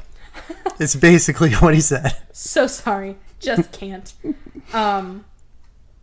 And she calls Willow. Willow doesn't pick up. She's very sad. The most unbelievable part of the movie happens when she calls Willow. Which is? She does not have an iPhone, and I 100% do not believe this girl does not have an iPhone. Probably couldn't get the rights. And so then she records her video diary, which she has never done before and never does at any other point in the movie. And literally, as she's saying it, I'm like, so it's going to get hacked and leaked. Exactly. Because she's like, I hate these ghetto-ass street dancers, and my team sucks, and also all of my friends, and I pretend to like everyone, but I'm actually secretly a monster. Night diary, like, she only luckily, says... these are secret thoughts. She's like, I could never tell anyone but you, talking to her own face in her video camera of her computer, and, like, shuts it. And I'm like, so that's getting leaked. These expert hackers. Also, video diaries aren't social media. They just they combine technology and social media. Yes. Pretty. Yeah. They're like interchangeable. Pretty much. So then it cuts to practice again, and a girl gets straight dropped on her head. On her face, on her head. I mean, face, head. You fall from a thing, and your upper cranial area is what hits the ground first. And they're like, ah, and they play like the Tweety Bird Dizzy noises. I'm like, she has a concussion. That's serious. She was 3 people up in the air and fell and hit face. That's not cool. And they're like, Jeff, you gotta stop looking at our butts and concentrate on catching us. I'm like, I'd be screaming at him right now if someone got hurt on his watch. And he makes a joke. And so they do this thing where like the one guy takes it seriously and Jeff doesn't take it seriously. Yeah, and then it'll flip. But it's not always the same. No. And so he's like, what? It's not, you're just a bunch of cheerleaders. And Destiny's like, we're not just cheerleaders. Cheerleaders are strong. And she like snaps her fingers and like one cheerleader like lifts another one in the air. She's like, cheerleaders are agile. And like 3 more do black flips. And you think there's going to be a third. And Jeff goes, you're right. And then the scene is over. What? What's happening? I don't understand. And she's like, I miss Willow. Just says it out loud. And here it goes. No place for subtlety. Here comes the cheer. So they're on the lawn of her house again. Oh, yes. Okay, this is what you were talking about. But Willow is back? That's so weird because literally the last line of the last scene is, I miss Willow. And now they're just cheering. And I'm actually going to just drop it in here because I can't do it justice. I'll read it to you so you can get the effect. Okay. Cheerlebrity. Cheerlebrity. Cheerlebrity. I'm Destiny. I'm hot. My moves will make you try. That's Roxanne. She's bad. She's sexy and she's rad. There's Hannah and Willow. They'll make you bite your pillow. I fly so high. I dance. I make you cry. This body, this toot. Referring to her own butt. You know how grown women call their butt their toot. Well, if you have to. You'll holla back. And I'm like, okay, so like they're having to keep it like G-rated. My girls, we're fierce. Our nose and are pierced. Our nose and nips are pierced. What? And it's they bleep it. They bleep it. They don't silence it. They just do beep in the middle of the movie, and they like cover their boobs, but they don't like blur their mouths. So she's very clearly saying our nose and nips are pierced. Oh, so it's not even. They just say nips. Yeah. Nips has to be. It has to be nips unless they're saying another word that applies to their no. boob But area. Like that's enough to get censored. Yeah, but also it was released direct to video, and Netflix don't give a shit. Right. I don't know why that got bleeped. That makes it PG-13. We're hot, yeah, cool.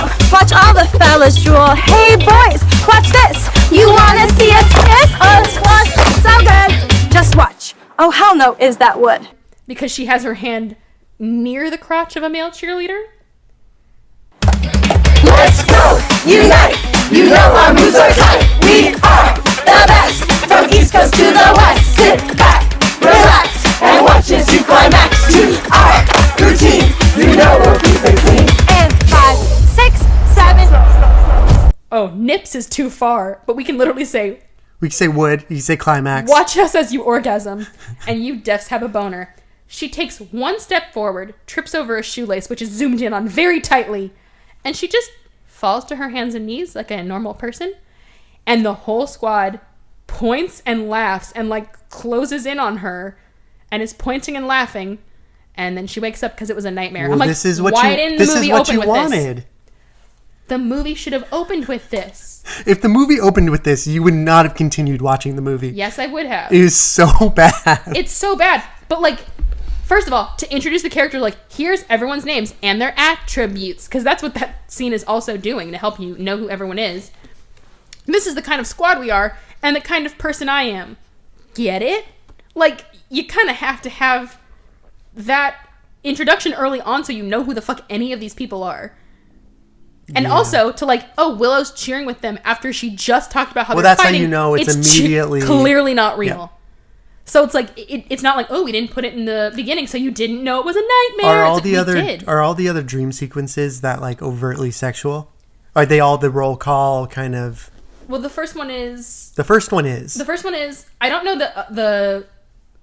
Well, the other ones aren't necessarily cheers. Oh, it's just dreams. Any dream sequence will do. I don't know the college one. The college one is the worst one. The Hayden Panettiere one isn't sexual. It's about like her moving, so she's super sad because she's like, oh, so it could be dreams about anything. They I'm could be cheering with my team. Oh wait, we're moving away. No.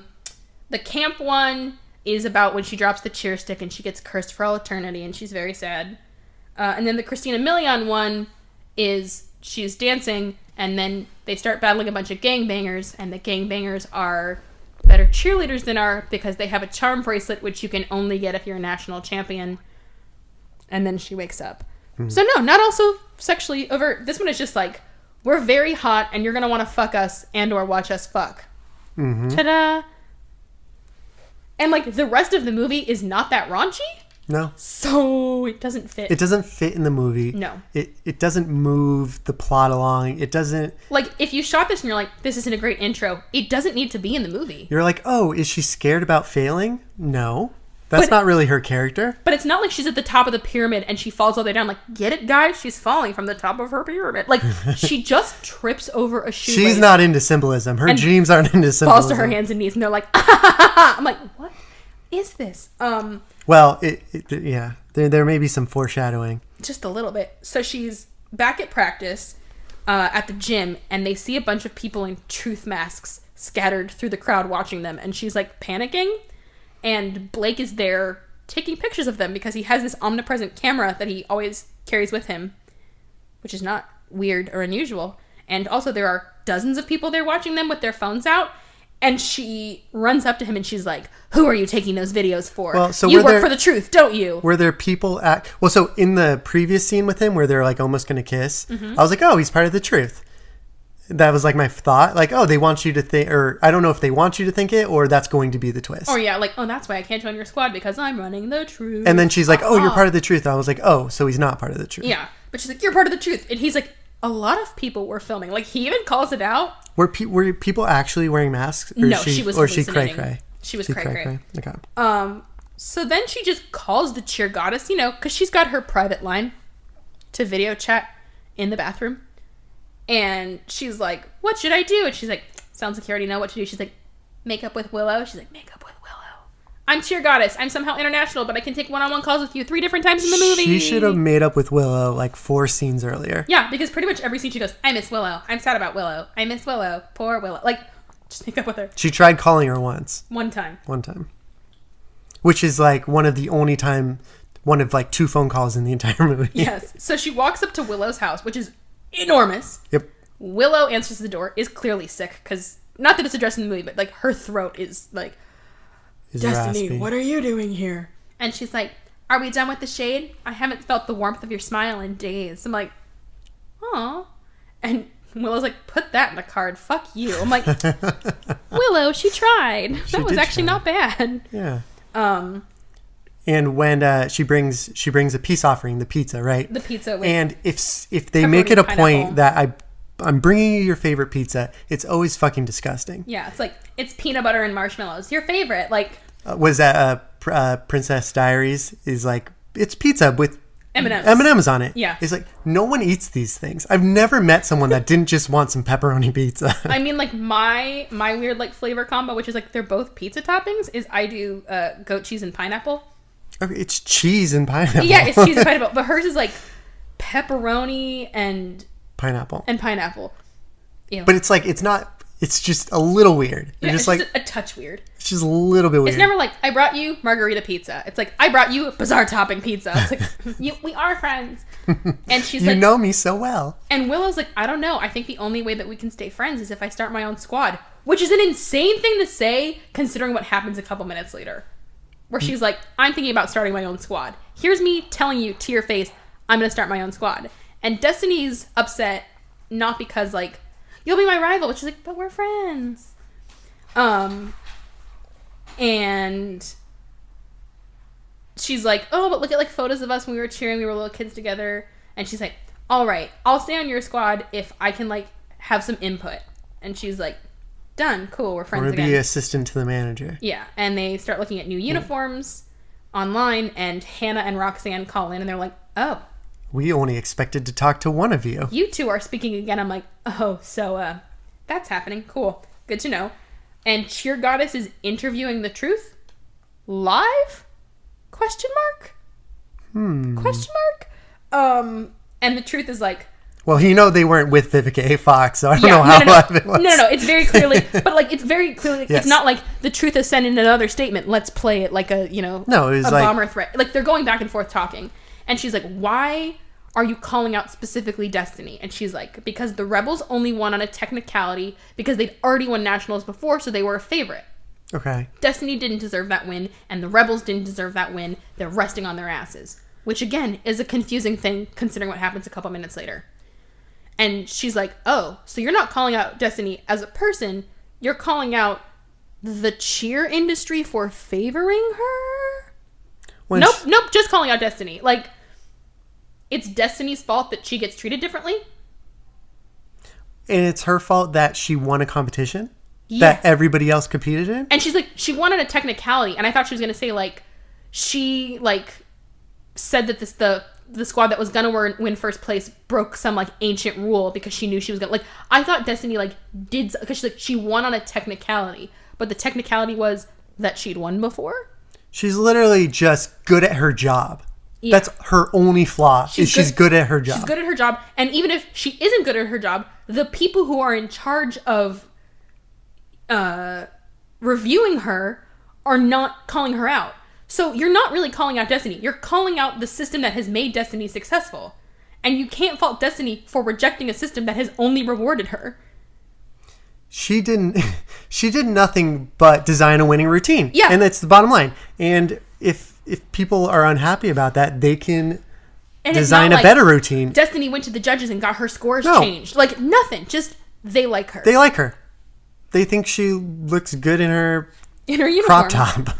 Like, that's Destiny's fault, for sure. So... I can't read my own handwriting. I got tireder and tireder as this went on. Oh, so she drives out to Diversity Road, not to be confused with Diversity Alley, and there's a mural of a cheerleader being tossed in the air. Was that where that was? I thought that she was just at a random street. Maybe. A random alley. But she just finds a cheerleader mural, and it's signed with a B, and she's like, oh, it's Blake. I'm like, duh. Yeah, well, it's written out. He wrote his full name. Because in his mind, he's like, I want her to see this. I know she dumb. Yeah. I need her to be able to read my name. But then they actually show the signature. And so it's the B in the circle. And it's that like handwriting where it's like you only put the horizontal lines and not the vertical ones. Which like very clearly reads Blake. Like full name Blake. And I went back to the first scene. It fully says Blake there too. Oh, I thought the first one was only a B. No. His tattoo is only a B. But the signature is full name. So she's just stupid. She's like, oh my God, Blake painted this. Like, why did you realize it now? She dumb. And he's like, you're my inspiration. And she finds him somewhere else in the city without calling him, where he's painting another mural. They made a point to be, we need her to know where he is. Let her call someone for this information. Yes. When they never worried about that any other time in the movie. No, she just walks up to him and he's like painting a mural. And she's like, is that legal? And he's like, how'd you find me? She's like, I called Jeff. Okay, I just thought you had like Blake LoJack. And she's like, so like you just paint murals? He's like, oh, well, I got arrested for tagging. But then the mayor was a fan of my work. Mm-hmm. So now I work for the city painting murals. and they apparently let me paint whatever I want in certain places, and I'm commissioned in others. Because I don't think that the city commissioned that cheer mural. They give him a wall. He's that good. They're just like, we trust you. Yeah. Take this wall and do something with it. So, and I thought she was going to be like, oh, so you're an artist, except you work for the man. Like, that's never called out. It's like, oh no, I work for a corporate overlord, and my murals are something I get paid for. Never stated or addressed. But he dances for fun. And also does photography. I got arrested for dancing, and now I get paid to put on these street dance performances. And she's like, but why did you paint it? He's like, because you look happiest when you cheer, and I wanted to make you happy. Aww. And then she kisses him. I love them. I don't care. I think they're the only two people that actually have chemistry and can like act together. They're an okay couple. And like usually it's like build up. Oh no, the romance has to go away so I can succeed. And in this one it was like, I think that you're part of the problem. Oh wait, you're clearly not. And then they never fight again. Mm-hmm. She thinks he's taking photos for the truth, and then nothing else happens. And their relationship is just cool for the rest of the movie. He's accepted that she's crazy. And he's like, I can work with this. Look at her. Look at her. She makes up for it in other ways. Yeah. So she's back to the diner again, and they're like, did you see what the truth posted? She's like, all my secrets are out. They can't hurt me. What secrets? They've said none of your secrets. They're like, she's a bad cheerleader and her routines are tired. That's it. But somehow... And that hit and run, and... Oh yeah, she shot a man in Reno just to watch him die. Yep. But they're like, all my secrets are revealed. I'm like, so her video diary's getting leaked. Right. And her video diary got leaked. And there was some top-notch acting. They looked pissed. I'm going to furrow my brow and my mouth is pointing down. Mad face. Did it and Jeff win the award for just overacting? This is what my face has to convey in this scene. And she's like, that's my private diary, and I recorded it weeks ago after that first day that went so terrible. And they're like, well, this thing says that it was filmed last night. And she's like, I can prove to you I didn't film it last night. I was with Blake all night. And they're like, that doesn't matter. No. I'm like, so it's not at all like, wait, why is someone changing the date on your diary? She goes, also, this is my private diary. They're like, it doesn't matter. You said it. I'm like, no. It's actually worse than that. She goes, I can prove that I did it a while ago. And the guy's like, how? And she's like, oh, I don't know. I can't prove it. Oh. But like, she couldn't say that. Like, he's like, I call your bluff. And she's just like, oh, no, that was my bad. Like, that's not the outfit I was wearing yesterday. That's the outfit I was wearing 3 weeks. Like, any of this. Yeah. But they're like, it doesn't matter if you only said it to your diary. You still said it. I'm like, no, you're allowed to vent at home when you're mad. Like, oh my God, if I got called out for every shit thing I thought about someone, we'd all be fucked. You're allowed to be mad. And they seem to be taking issue with the fact that she called them ghetto. Okay. Yeah, I mean, that's not the best thing to call someone, but like, she said a lot of other horrible stuff. They're like, oh, so now we're ghetto? She's like, they literally found you on Do people still say ghetto? I don't even think people say ghetto. And also, like, she did find you in an alley dancing on the street. In a literal ghetto.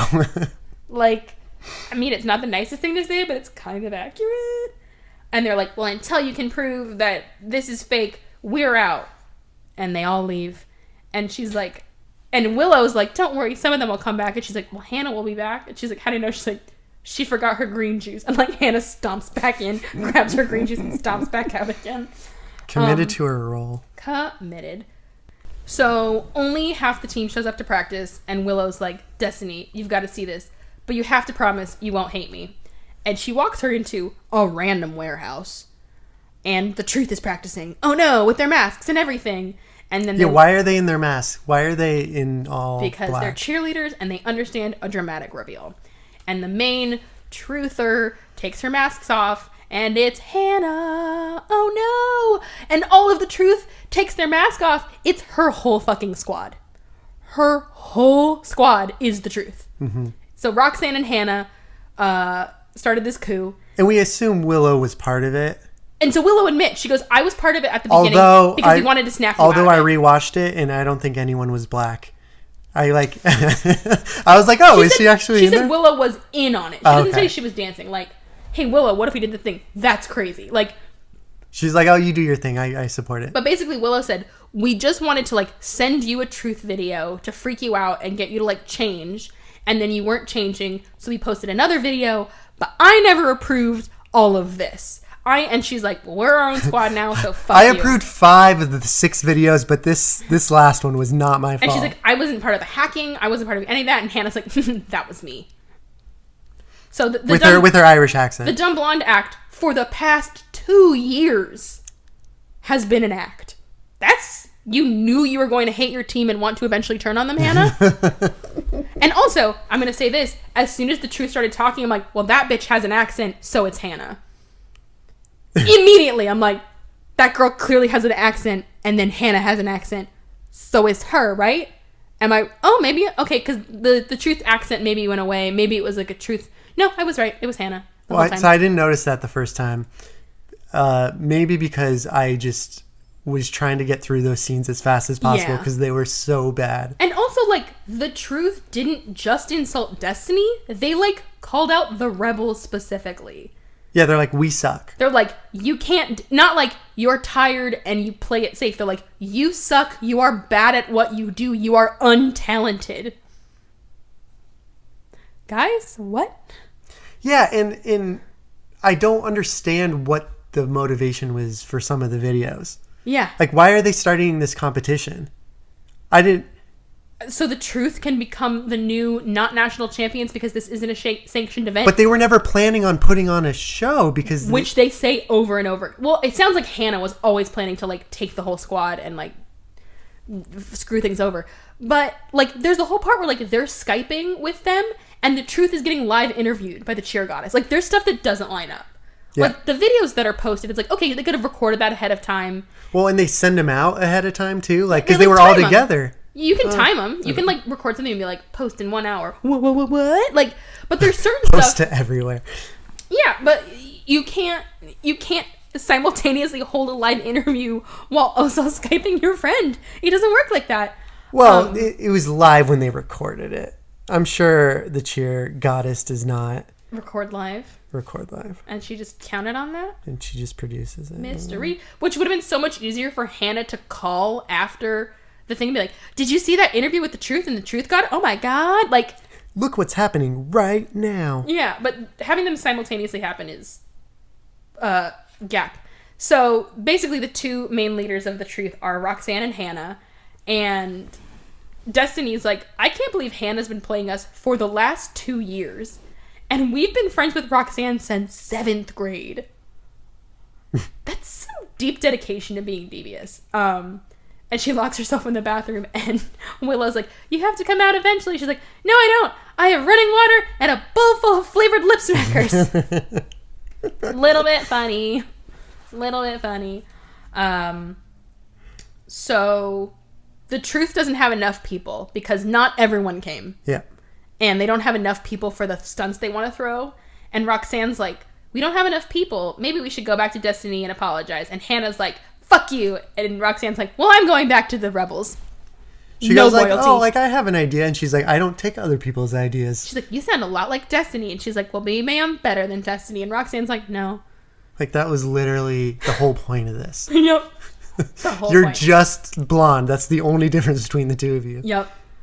So Destiny's back at practice and she's like, no one's the boss and everyone has a voice. And Roxanne shows up, they're like, so you're clearly a spy. And she's like, I'm not. And they're like, okay, you're not. She's just not now. She's just not a spy. And I was very impressed with this single scene because most of the scenes of them cheering or dancing are like, jump cut, jump cut, jump cut. Don't notice that we can't actually do anything. Ba-ba. And this is a single steady cam shot. There are no cuts. There are no zooms. And they do a full routine, all 30 of them staring dead ahead, and they all nail it. And Destiny's like, that's more like it. And I'm like, fuck, that was actually pretty good. That was a full 1-minute dance sequence with no cuts, and you all nailed it. That was like practice? Yeah, it wasn't a cheer routine. There were no stunts or flips or anything. It was just straight dancing. And it was really cool. I'm like, good job. You can... But she was sad. But she's like, all right, we have to do everything else. So they go back to the diner and Hannah is sitting there with Did It and he's like clearly her lapdog. They're macking all up on each other and she's like, Did It, I thought you said you were going to get the rest of the street boys to join our squad. And he's like, well, I can't control what my boys do. And I thought she was going to be like, then get fucked, get out. Yeah, well, no, they were honestly into each other. Yeah. I was like, oh, she's just like playing him. And it was like, oh, no. No, they actually just stick together all the way to the end. And so Destiny's like, aha, I will get the rest of the boys. She will cheerswade them. Cheerswade them. So they go back to Graffiti Alley. No. Nope. No. So Destiny and Blake go to a nightclub, art show, warehouse party, ? Underground graffiti art exhibit. And she's like, I don't understand why the boys won't forgive me. She's like, you called them ghetto and not in the good way. A, there's a good way. B, if there's a good way, she called them that in the bad way. I would say well, no, get into it. And they're looking at a bunch of graffiti art. She's like, are any of these yours? He's like, no, you have to be good to get in here. Have higher self-esteem, man. Yeah. You're like, legit. Like, you were commissioned by the city. Like, maybe one day. Nope, just like, no, I'm not good enough. And she's looking at a bunch of the other art. And she's like, I tried apologizing to the boys, and they're giving me the silent treatment. He goes, you walked up to them. You said, I'm sorry to their face. And they said nothing to you. She's like, no. He goes, don't tell me you texted them or communicated with them electronically. She's like, yeah. Because how else would I know where they are to talk to them? It's rude to just show up uninvited. Yeah, and he's like, give me your phone. I'm going to turn off your phone for a full night and see if you can survive. She's like, but what if there's a cheer emergency? And he's like, they'll survive without you.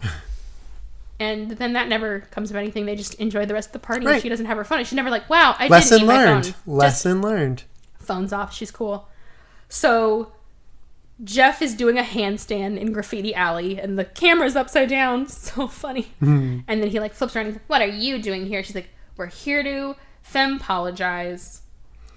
I wrote a note, and I don't know why I wrote this, but I wrote, I like her top in this scene. The weird like crocheted thing. It looked like it was a grandma's pot holder that she turned into a top. I realized that. It was very weird. It was very weird. And he's like, well, it's fempossible to get us back. I'm like, oh, wow. Oh. And then he's like, I didn't just say that. Fuck you.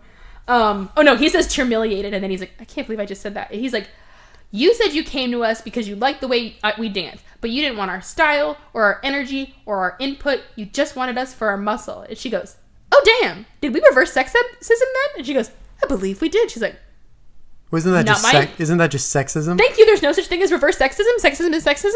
Either way. I think she said it reverse fem sexism. She doesn't even. But like, there's like misogyny. Reverse misogyny them? Yeah, but reverse sexism. Okay, it's just sexism. It's just, that's what it is. And Jeff's like, yeah, we were humiliated. Oh God, I said that. And Blake's like, well, it's okay. All the boys will join the team. And Jeff's like, why? He's like, because I'm joining the team. And they're like, okay. Which goes back to how many of them actually are there. Yes, they seem to come and go, and none of them have names besides and they just pan. 3. They pan, and there's like 7 of them just sitting like, on a bench. We're all going to be here. It's like, like, have they all been training this whole time? I don't know. They were just watching Jeff do some badass handstands. Handstands. So the cheer goddess is doing another video. So many cheer goddess videos. And she's interviewing Destiny. And she's like, I'd like to remind the rest of the world, in case you don't already know, that the truth is actually just the rebels. Anyway. You've all been played. Just in case you guys didn't know. And she's like, Destiny, why should we believe you're any different now? She's like, because I realize it's not about being a cheerlebrity. It's about who will cradle catch you when you fall. Little bit cute. Cute. Little bit cute. A little bit. And cheer goddess is like, I think you have changed, signing off. And she's like, Willow, how did I do? She goes, you're getting a ton of comments. She's like, no. How do you think I did? She goes, I really liked it. She goes, you're the only like that matters. Oh, so cute. Message of the movie, apparently. She's the only like that matters. So then it just cuts to Blake and Destiny sitting on the street. And she's like, what do you think? It's my first one. And he's like, you got potential. And there's a mural which Destiny has painted. Right, and it's like, so she went out and bought like 8 colors. And did her peace, love, cheer tattoo. With competence. She's not commissioned by the city. She gonna get arrested. Right? So dumb. Anybody can do the message. The other message of this movie is anybody can do street art. Can do any art anywhere all the time. All art is interchangeable. It's easy. Street dancer, I think you mean photographer, cheerleader. / long hair model.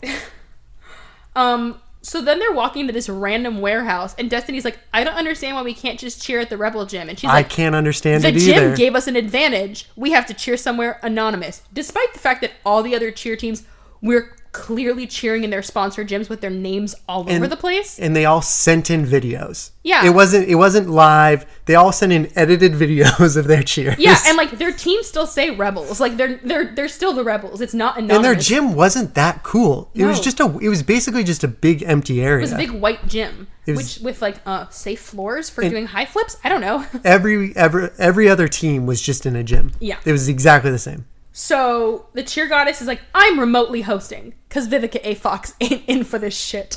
She literally says remotely hosting. And she's like, I want to remind everyone, this is not a sanctioned event. So anything goes. I'm like, they didn't stick to the cheer rules in the first movies. The only one where they stuck to the rules was the Hayden Panettiere one. Because they're like, what if we did a blah, blah, blah stunt? And Hayden Panettiere's like, that's a great way to get disqualified. You can't do that. And then when the official cheer coaches left, the mean cheerleaders like, put this stunt back in. And Hayden Panettiere's like, oh no, that's against the rules. Someone's going to get hurt. That's the only time when stunts being for or against the rules have played into it. But they're like, this is not a sanctioned event, so anything goes. Okay. So these wasn't worried better be about some crazy ass routines. So then we see 30-second routines from each of these countries. Costa Rica, Norway. Are these... yeah, you have to. Are these real countries? Yeah, those are real places. Oh no, but like only the Truth and the Rebels routines are live. Yeah. Everyone else's are like pre-filmed, edited, cut together, amazing. Slow motion edited. Yes. Professionally videoed. Yeah. Routines. But they're doing theirs live with a single cam. Yep. Australia, France, the UK, Berlin, Singapore, and they're not routines. They're just clips of stunts. Right. Like they're not cohesive.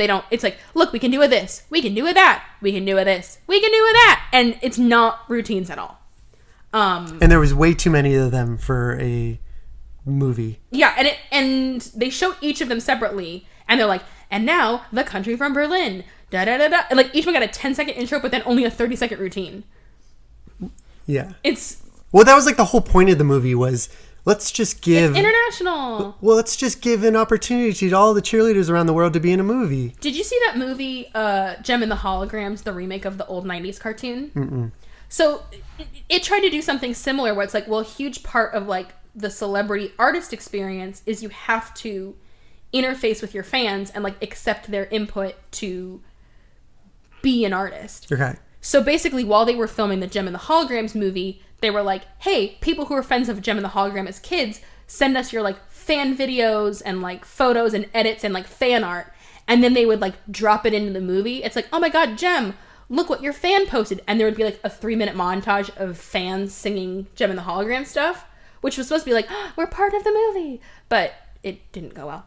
Well, which brings me to it.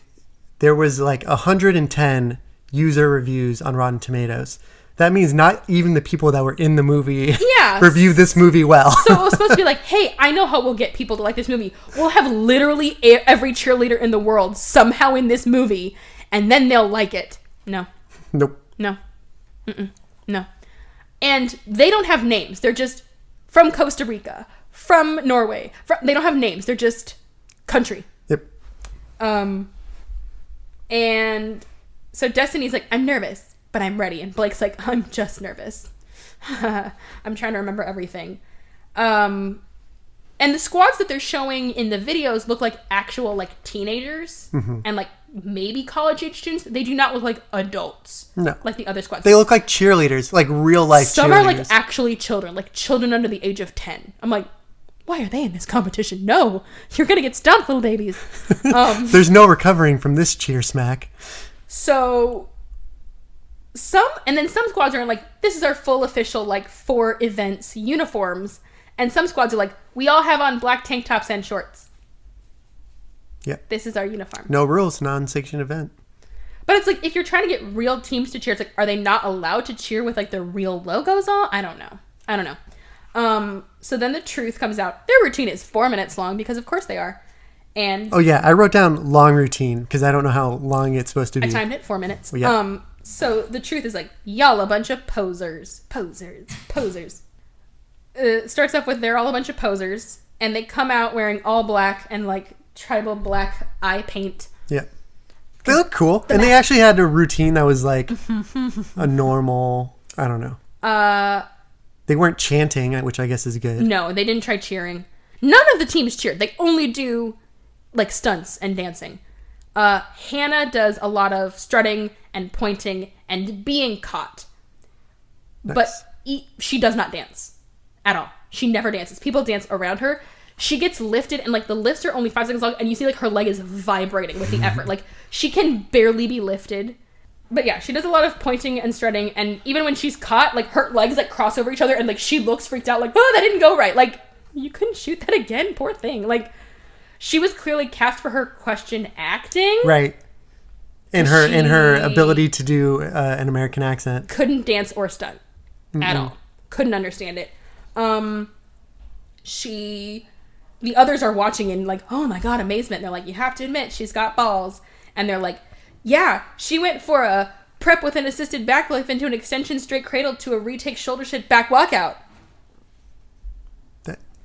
The most technical you've ever gotten in the whole movie. Say enough words and it'll... The only thing I can compare it to is the part in the original where Missy's auditioning. They're like, step out, back out, lay out, step out. Like, they like list like a million things in a row, and you think Missy's walking out of the room. She's like, I was just making room. Pew, pew, pew. And she does like a million stunts in a row.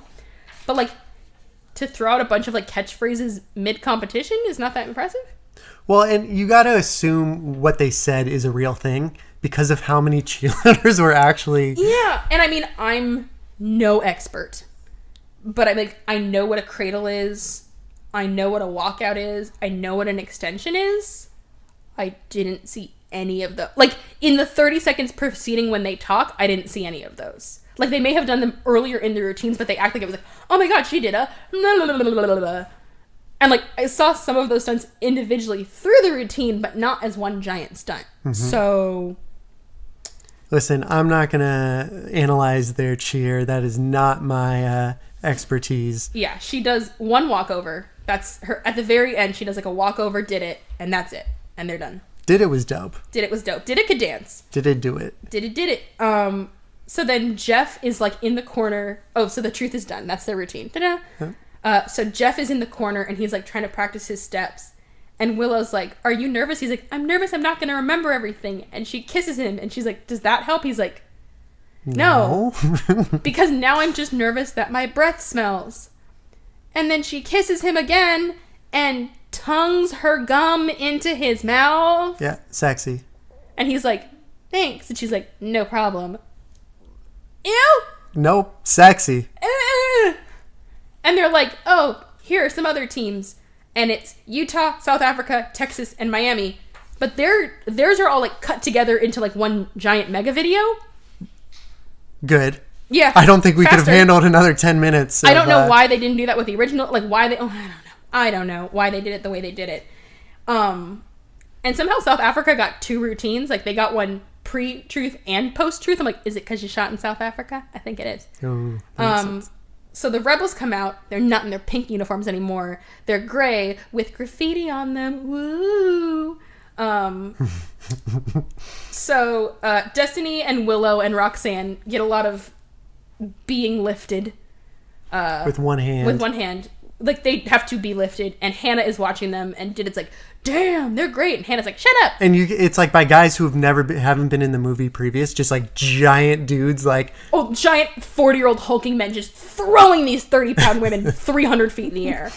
And all of a sudden, the little hashtags pop up and they're like, Rebels got soul, Rebels reborn, hashtag spiritlicious. That's a good one. And there's like graffiti on the screens of their video. They do a slow-mo stunt in the least impressive part of the routine. It's not during a flip. It's not during a catch. They're all walking backwards simultaneously clapping. And they slow-mo that.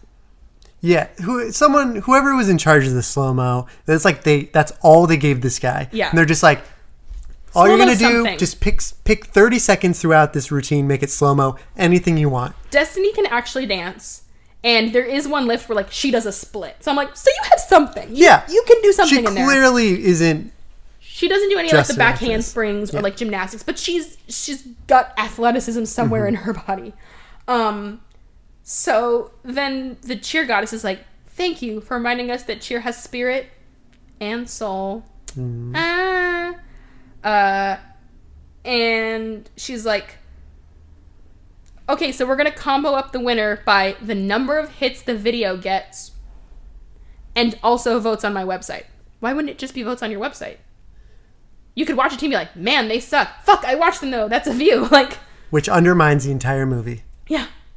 So the entire thing is decided not by Cheer Goddess, but by social media. Like, by how much people liked you. Yeah, by how much people liked you. And so then Jeff comes up to Willow and he's like, you were so great. She's like, yeah. And he's like, I thought you were going to kiss me. She's like, because I am. She like backs away. She's like, oh, were you going to kiss me? Like, that's disgusting. Reels back in horror and then kisses him anyway. And then he's like, yeah, I was going to kiss you. Like, you just fucking kissed me. And then Destiny just looks at him like, what the fuck's happening? And then like slowly walks away.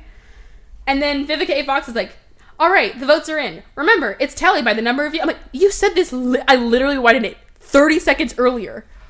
I'm not really concerned with how the scores are tallied. And also, it's not like with 90% of the vote. Like that, then that doesn't come into it. Like, remember, it's votes and views. It's votes and views. It's not me. And then that's never explained why. And the winner is, I don't know if you're going to believe this. Who is it?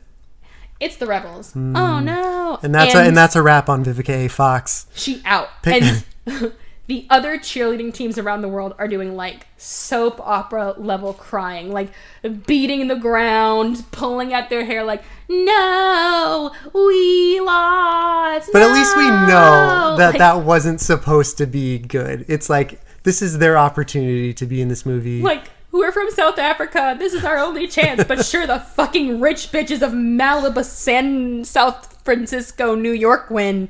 I don't know. It's not clearly understood or explained. So Didit's happy for his friends. And Hannah's like, what are you doing? He's like, I'm going to congratulate my friends. And she's like, oh. Not like, they're our enemies. She's just like, oh, okay. And then all of the other truth run onto the mat. And they're like, yay, rebels. And they're... like, we are friends. Like, earlier in the just friends again. Sorry. And then the movie ends on possibly the ugliest screenshot I've ever seen. I'm like, why would you do that to those actors? That's so mean. It's so ugly. Like, they're both like mid-word. They're like, and it's so bad. All I can say is this movie was a success. And it ends with a quote, which it felt really heartfelt and deep, which was, this film is dedicated to the cheerleaders and fans across the globe who keep the light of cheer spirit burning bright. You know, and I should have brought this up when we were talking about the original Bring It On, but this is Bring It On's legacy. It's not that whatever the movie is, it's that cheerleaders became self-important and thought what they were doing was really important. Yep. It did for like being impressed about. Well, also, when they won, they're like, I'm sure we'll see all of these teams at the Olympics. Which Olympics? It's not an Olympic sport yet. What? Like, they just say that casually, like, well, we'll see all these teams at the Olympics anyway. Bye. With no explanation. Sorry, just had to get that out. Yeah, no. All I was gonna say is this movie did for thinking cheerleading was really impressive and hard, what like Rounders did for poker, and what like Entourage did for being a douchebag. And like real cheerleading, like the actual gymnastic sport is impressive. Like, holy fuck, you can flip your body 600 times in the air and get caught. Like, that is impressive. None of the cheering they do in this movie is that level of cheering or impressive. And, you know, that's why in the first 4, 5, they all use stunt doubles to do the really impressive stunts. And they're like, and I read an interview and they're like, we're really proud. We're the first Bring It On movie where all of the actors did their own stunts. I'm like, it shows. It showed, and they're clearly all dancers, or most of them are dancers. Yeah. Like, which is there's like the people in the back who get like thrown and tossed, but they're not focused on. Yeah. But everyone, the main quote-unquote actors are dancers. And they're like, we did all our own stunts. I'm like, yeah, because your routines weren't that good. Like, I was usually actually impressed at the end of a Bring It On movie. I'm like, that routine was really fucking cool. And at the end of this one, I was like, that was a routine. Yeah. Meh. So as the credits play, they show like a montage of the real national and all-stars teams from Germany, North Ireland, South Africa, Brazil, the Czech Republic, the USA, Nigeria, Brazil, and it's like adult teams, Brazil twice. teenage teams, children's teams. Yeah, it's really weird. Also, the cover of the movie spoils the twist that Hannah's the villain. Because it's Destiny in her like pink Rebels uniform standing back to back with Hannah, who's in an all black uniform looking really mad. Like, way to ruin your twist in the cover of your movie. Like, it's dumb. It made me frustrated. Yeah. So that's the movie. Bring It On worldwide #Cheersmack, which is Bring It On worldwide Showdown in the UK, because Cheersmack is gibberish. Yeah, but only in the UK. They're more sensible than we are. It's weird because it's listed on Netflix and like the graphic says Worldwide Cheersmack, but then if you click on it, like the title it shows is Worldwide Showdown. It's very weird. It's very weird. Very weird. So that's it. That's the movie. It was a lot. You know, I can say I will never watch this movie again. Yeah. I like rewatching the other ones. Like, they're entertaining and fun to me. And this one, I'm like, no joy, no. Well, and so No, not at all. Things that make those movies good is the main character is generally someone we know. Yeah. So, you know, Hayden Panettiere, Christina Milian. Yeah. Ashley Benson was one of them, right? Cassie Cerbero, Kirsten Dunst. It's someone and I guess she's from Degrassi, so maybe the teens care Maybe about people her. know her. Maybe they do. I don't But know. most of these people, I looked up their IMDb's, and it's like they were on a bunch of TV specials for the BBC. Like, they're all dancers. They're just Yeah. yeah. And like, if you were gonna cast, if you're like, okay, we don't care about actors, we just want people who can do the stunts. Get actual gymnasts or cheerleaders who can do the stunts. I don't know. Like, it seemed really weak and like not enjoyable, and it was self-aware in the wrong ways and preachy in the wrong way. It was just a mess. It really was. This movie was a disaster. Yeah. It was like it didn't get why the other ones worked. It was simultaneously overwritten and underwritten. Yes. It's like they focus so much time on like scenes, and then we're just like, oh, we have 30 scenes that are just together. Yeah, and it was trying to be self-aware, but also serious, but preachy, but have a message, but also just be silly. But like, it was trying to do everything. And I think, the biggest mistake is like the writer of the first one said is you have to have that scene at the beginning where the movie is looking you in the eye and saying, we are not taking ourselves seriously, so please don't take us seriously. And this one didn't do that. It was like, this is not a dream. This is not a nightmare. This is real. This is real life. This is what's it's like, it's not. It's stupid. It's the least realistic movie trying to take itself the most seriously. Yeah. All right. Favorite quotes from the original. From the original. Mm-hmm. Okay. The whole scene where Kirsten Dunst and Elijah Dushku, yeah. Go and see that they stole the Clover's routine. Mm-hmm. And the Clovers come out. You guys are awesome. Really? Ready to share those trophies? Can we just beat these Buffys down so I can go home? I'm on curfew, girl. Y'all been coming up here for years trying to steal our routines. What are you talking about? Brr, it's cold in here. I said there must be some toros in the atmosphere. I know you didn't think a white girl made that shit up. Hand over the tape you made tonight. We'll call it even for now. We don't have any tape. Really, we just came to see the show. What? Come on, Isis, let me do this. You know what? Let's go. Wait a minute. So that's it? We're just gonna let them go? Yeah. Because unlike them, we have class. I swear I had no idea. Well, now you do.